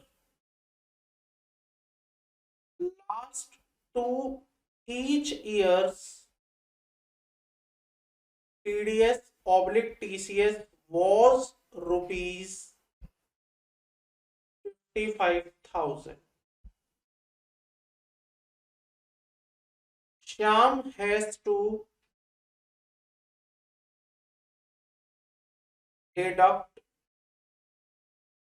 TDS under section 194B। Determine the rate of TDS।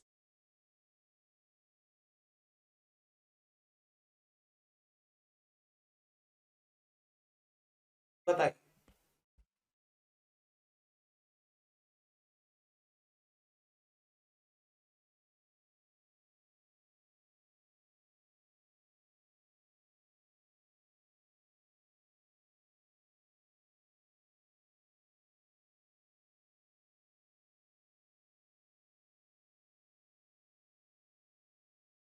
Very good. 30% रहेगा। Section 206 AB shall not applicable।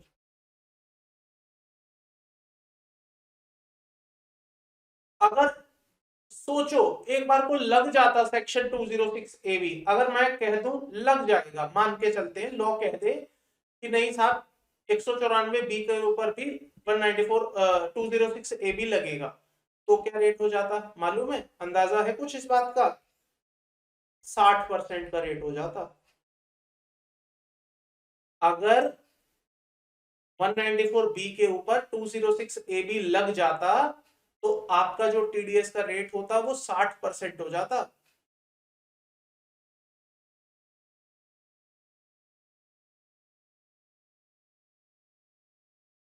Next example,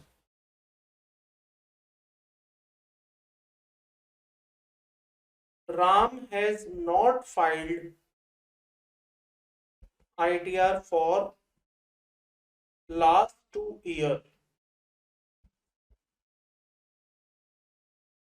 Ram's TDS oblique TCS in the first year rupees 40,000. Ram का TDS और TCS in the second year rupees 55,000. Shyam has to deduct TDS under section 194O। बताइए। Determine the TDS rate, क्या होगा? TDS का rate क्या होगा?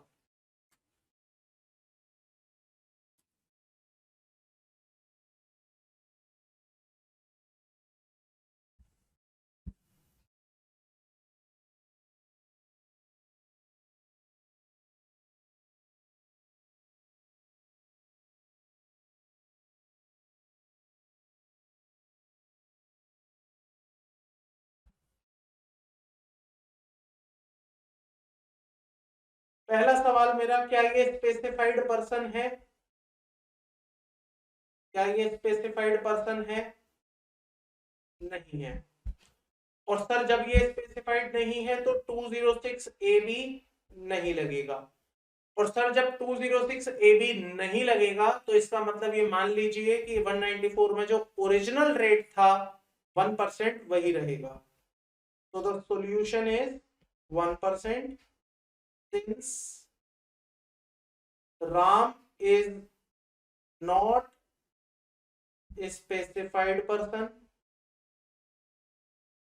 and section 206AB shall not apply।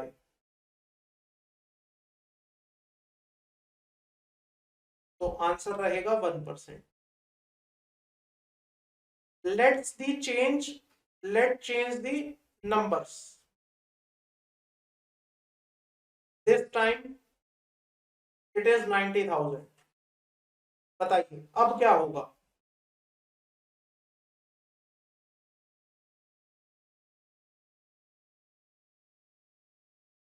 अब क्या होगा? अब ये होगा कि सर ये स्पेसिफाइड बन जाएगा। अब ये स्पेसिफाइड बन जाएगा और अगर अब ये स्पेसिफाइड बन गया तो फिर हम चेक करेंगे लॉ में। लॉ में क्या लिखा है? डबल ऑफ स्पेसिफाइड रेट मतलब 1 का 2 गुना, तो 2%, और 5% विच एवर इज हायर, तो यहां पर रेट आ जाएगा 5%। आई होप क्लियर हो गया होगा ये पॉइंट आपको। एक प्रैक्टिकल मुद्दा सुनिए। मुद्दा ये आता है, सर मैं जिसका टीडीएस काट रहा हूं उसने अपनी पिछले 2 साल की रिटर्न भरी है या नहीं भरी है, ये मुझे कैसे पता चलेगा। अब मैं जिसका टीडीएस काट रहा हूं वो अपने पिछले 2 साल की रिटर्न भर के बैठा है या नहीं, ये मुझे कैसे पता चलेगा। चलो पता भी चल गया, पता भी मान लो चल गया, ये कैसे पता चलेगा कि उसके पिछले 2 सालों में जो टीडीएस था वो 50,000 से ज्यादा था या नहीं था। भाई रिटर्न भरी है या नहीं भरी, ये तो मैं चलो एक बार को पता भी लगा लूंगा, पूछ लूंगा उससे, अगर वो ईमानदार होगा तो पूछ लूंगा। लेकिन उसका टीडीएस 50,000 से ज्यादा था पिछले साल, पिछले दोनों सालों का 50-50 से ज्यादा था या नहीं, ये कैसे पता चलेगा। तो इसके लिए सरकार ने बोला है हम एक यूटिलिटी लेके आएंगे free of cost, publicly income tax website पर अवेलेबल होगी। आप उसमें किसी का भी पेन नंबर डालेंगे तो वहां पर यह लिखा हुआ आ जाएगा कि इस व्यक्ति ने पिछले 2 साल की रिटर्न भरी है या नहीं भरी, हाँ या ना। और ये भी लिखा हुआ आएगा क्या इसका पिछले 2 सालों का टीडीएस एंड टीसीएस 50,000 से ज्यादा है या नहीं।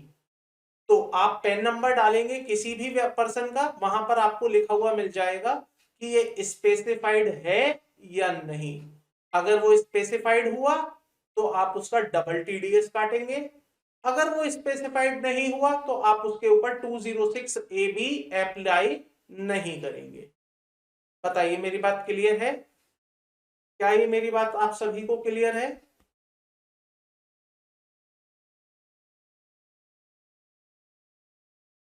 इस पैराग्राफ को छोड़ दीजिए अभी के लिए, बाद में आ जाएंगे इस पर लौट कर।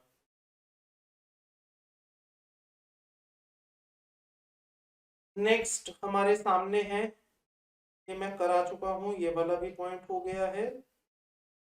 नेक्स्ट आता है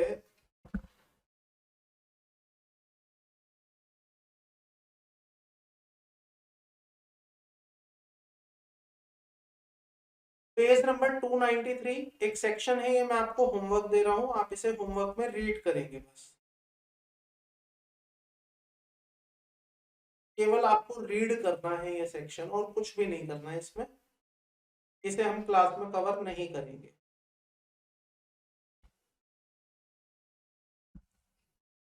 201 हम नेक्स्ट क्लास में करेंगे। नेक्स्ट क्लास में हम इसके साथ पीजीबीपी भी करेंगे। याद है आपको पीजीबीपी में मैंने 2 सेक्शन आपको छुड़वा रखे हैं और यहाँ लिखा भी है रेफर पीजीबीपी मॉड्यूल, तो इस वाले सेक्शन को करेंगे विद पीजीबीपी के जो 2 सेक्शन हमने छोड़ रखे हैं उसको साथ में लेते हुए। अब मैं अपोजिट साइड से देख रहा हूं हमारा क्या क्या पॉइंट रह गया है।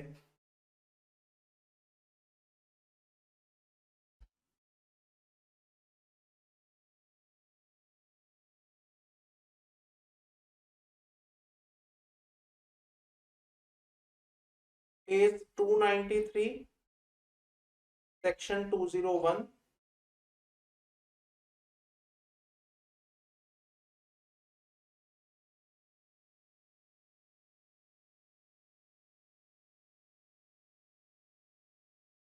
ये मैंने आपको होमवर्क दे दिया है, ये हम ऑलरेडी कर चुके हैं, इस सेक्शन को भी हम कर चुके हैं। 203 हमने कर लिया, 206 ए भी हमारा हो गया। इसका एक पॉइंट है, ये टीसीएस के बाद आएगा, मैं टीसीएस के बाद आपको सिखाऊंगा।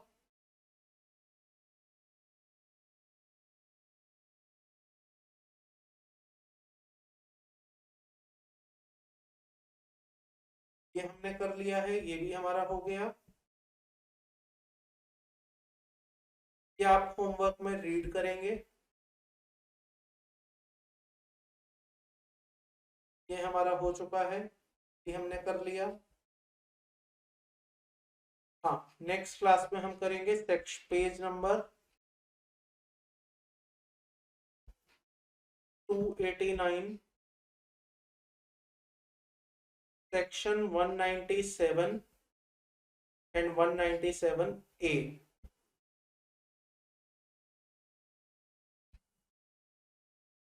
हमारा हो चुका है 196 करेंगे हम, 288,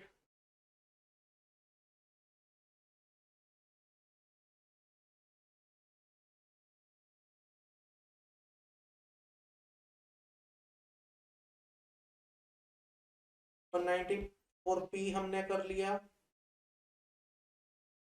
195A हम करेंगे पेज 286।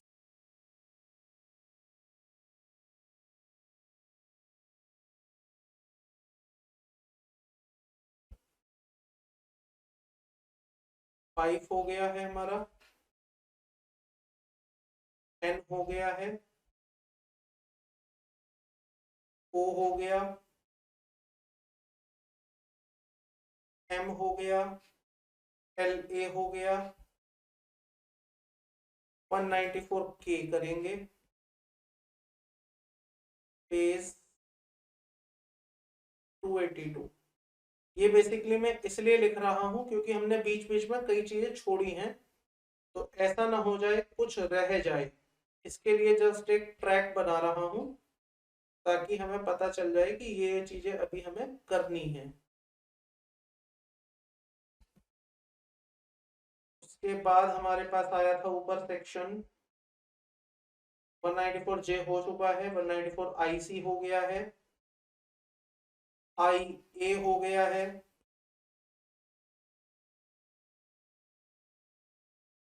IB हो चुका है, I हो चुका है, G हो गया है, G के बाद H हो गया है, E हमने कर लिया, डबल E हमने कर लिया, F हमने कर लिया, D कर चुके हैं, DA कर चुके हैं, C कर चुके हैं, B कर लिया है, डबल B भी हो चुका है, 194 डिविडेंड भी हो चुका है, 194A इंटरेस्ट, इसके पीछे 193 सिक्योरिटीज, उसके पीछे 192A हो गया है, और फिर रह गया है हमारा पेज नंबर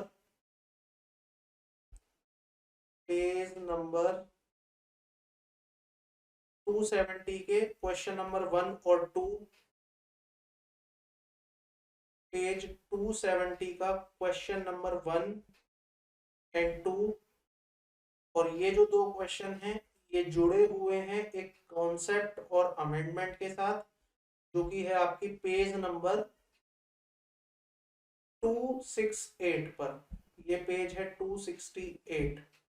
तो लास्ट है हमारा पेज 268, जिसमें मुझे आपको कराना है सेक्शन 191।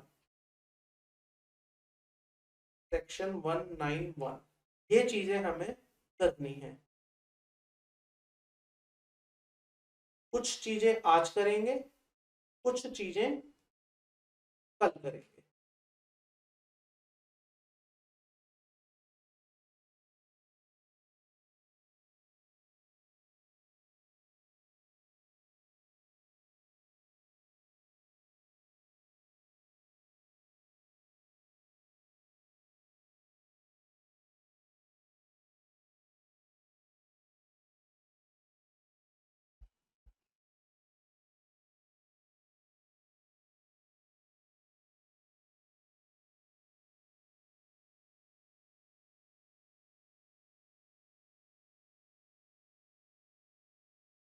आइएगा मेरे साथ,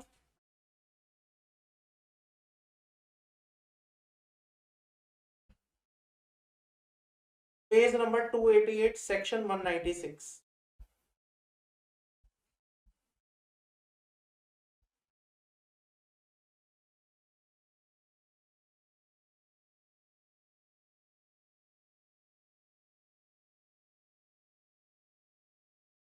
इंटरेस्ट और डिविडेंड और other sum payable to government, RBI और सर्टेन कॉर्पोरेशन, सेक्शन 196। एक सेक्शन है 196 जो ये कहता है कि अगर आप कोई इंटरेस्ट सरकार को पे कर रहे हैं, गवर्नमेंट को पे कर रहे हैं, आरबीआई को पे कर रहे हैं, या कोई सर्टेन कॉर्पोरेशंस को पे कर रहे हैं जो सरकार नोटिफाई कर रही है या करेगी, तो आप उनके केसेस में उनका टीडीएस नहीं काटेंगे। ऐसा नहीं है कि ये सेक्शन आज हम पहली बार पढ़ रहे हैं। आपको याद होगा तो मैंने 194A जब आपको कराया था, interest on other than securities, तो वहां पर मैंने आपको क्या बताया था कि अगर आप आरबीआई को इंटरेस्ट पे करेंगे, गवर्नमेंट को इंटरेस्ट पे करेंगे, तो आप उसका टीडीएस नहीं काटेंगे। सेम वही बात यहाँ पर, केवल मैंने रीप्रिंट करी है। पढ़िएगा हेडिंग के साथ, छोटे छोटे पॉइंट्स हैं बस। No deduction of tax shall be made by any person from any sum payable to government, RBI, any corporation established by under the Central Act, which is under any law for the time being in force, exempt from income tax। तो अगर central government या कोई भी government अगर किसी corporation को income tax में exemption दे दे, तो जब आप उसे इंटरेस्ट पे करेंगे, उस कॉर्पोरेशन को इंटरेस्ट पे करेंगे, आप उसका टीडीएस नहीं काटेंगे। म्यूचुअल फंड कंपनी को अगर आप इंटरेस्ट पे करते हैं, आप उसका भी टीडीएस नहीं काटेंगे। This provision for non deduction is applicable when such sum is payable to the above entity by way of any interest, dividend on securities owned by above entity in which they have a full beneficial interest or any income accruing or arising to them, तो आप उनका TDS नहीं काटेंगे। Simple सी बात बताता हूं, अगर सरकार कोई डिवेंचर होल्ड कर ले, सरकार कोई शेयर होल्ड कर ले, सरकार कोई इन्वेस्टमेंट होल्ड कर ले, तो उस इन्वेस्टमेंट पर जब सरकार को इनकम मिलेगी, तो जो पर्सन इनकम दे रहा होगा वो सरकार का टीडीएस नहीं काटेगा, क्योंकि सरकार का टीडीएस काटने का कोई पर्पस नहीं बनता। टीडीएस तो इसलिए लेके आए थे कि हम लोगों को ट्रैक कर सके। सरकार को ट्रैक थोड़ी करना है, सरकार तो ईमानदार है ही, सरकार तो अपना टैक्स पे कर देगी अगर बनता होगा तो सरकार का टीडीएस आप नहीं काटेंगे। सीधी सीधी बात इस सेक्शन में इतनी ही बताई गई है। क्लियर है यहां तक? चलिए आज के लिए इतना ही रखते हैं। सेक्शन 196 हमने कवर कर लिया है, तो इसे हम अपनी लिस्ट में से हटा रहे हैं, सेक्शन 196 को। बाकी के जो बचे हुए सेक्शन हैं 1, 2, 3, 4, 5, 6, इन 6 सेक्शंस पर नेक्स्ट क्लास में मैं डिस्कशन करूंगा।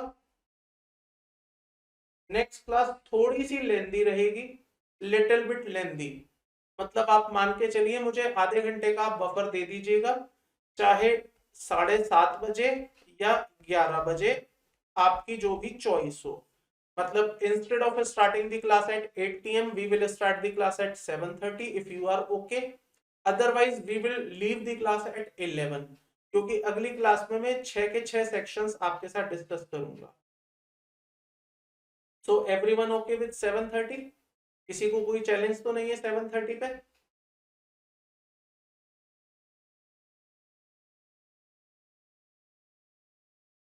चलिए, not an issue, will discuss the same in the group. Okay, will discuss in the group. सबकी कंसेंसस आ जाएगी तो हम फिर 7:30 क्लास रख लेंगे। आज के लिए इतना ही है, आज के लिए इतना ही रखते हैं। Till then, thank you, bye bye.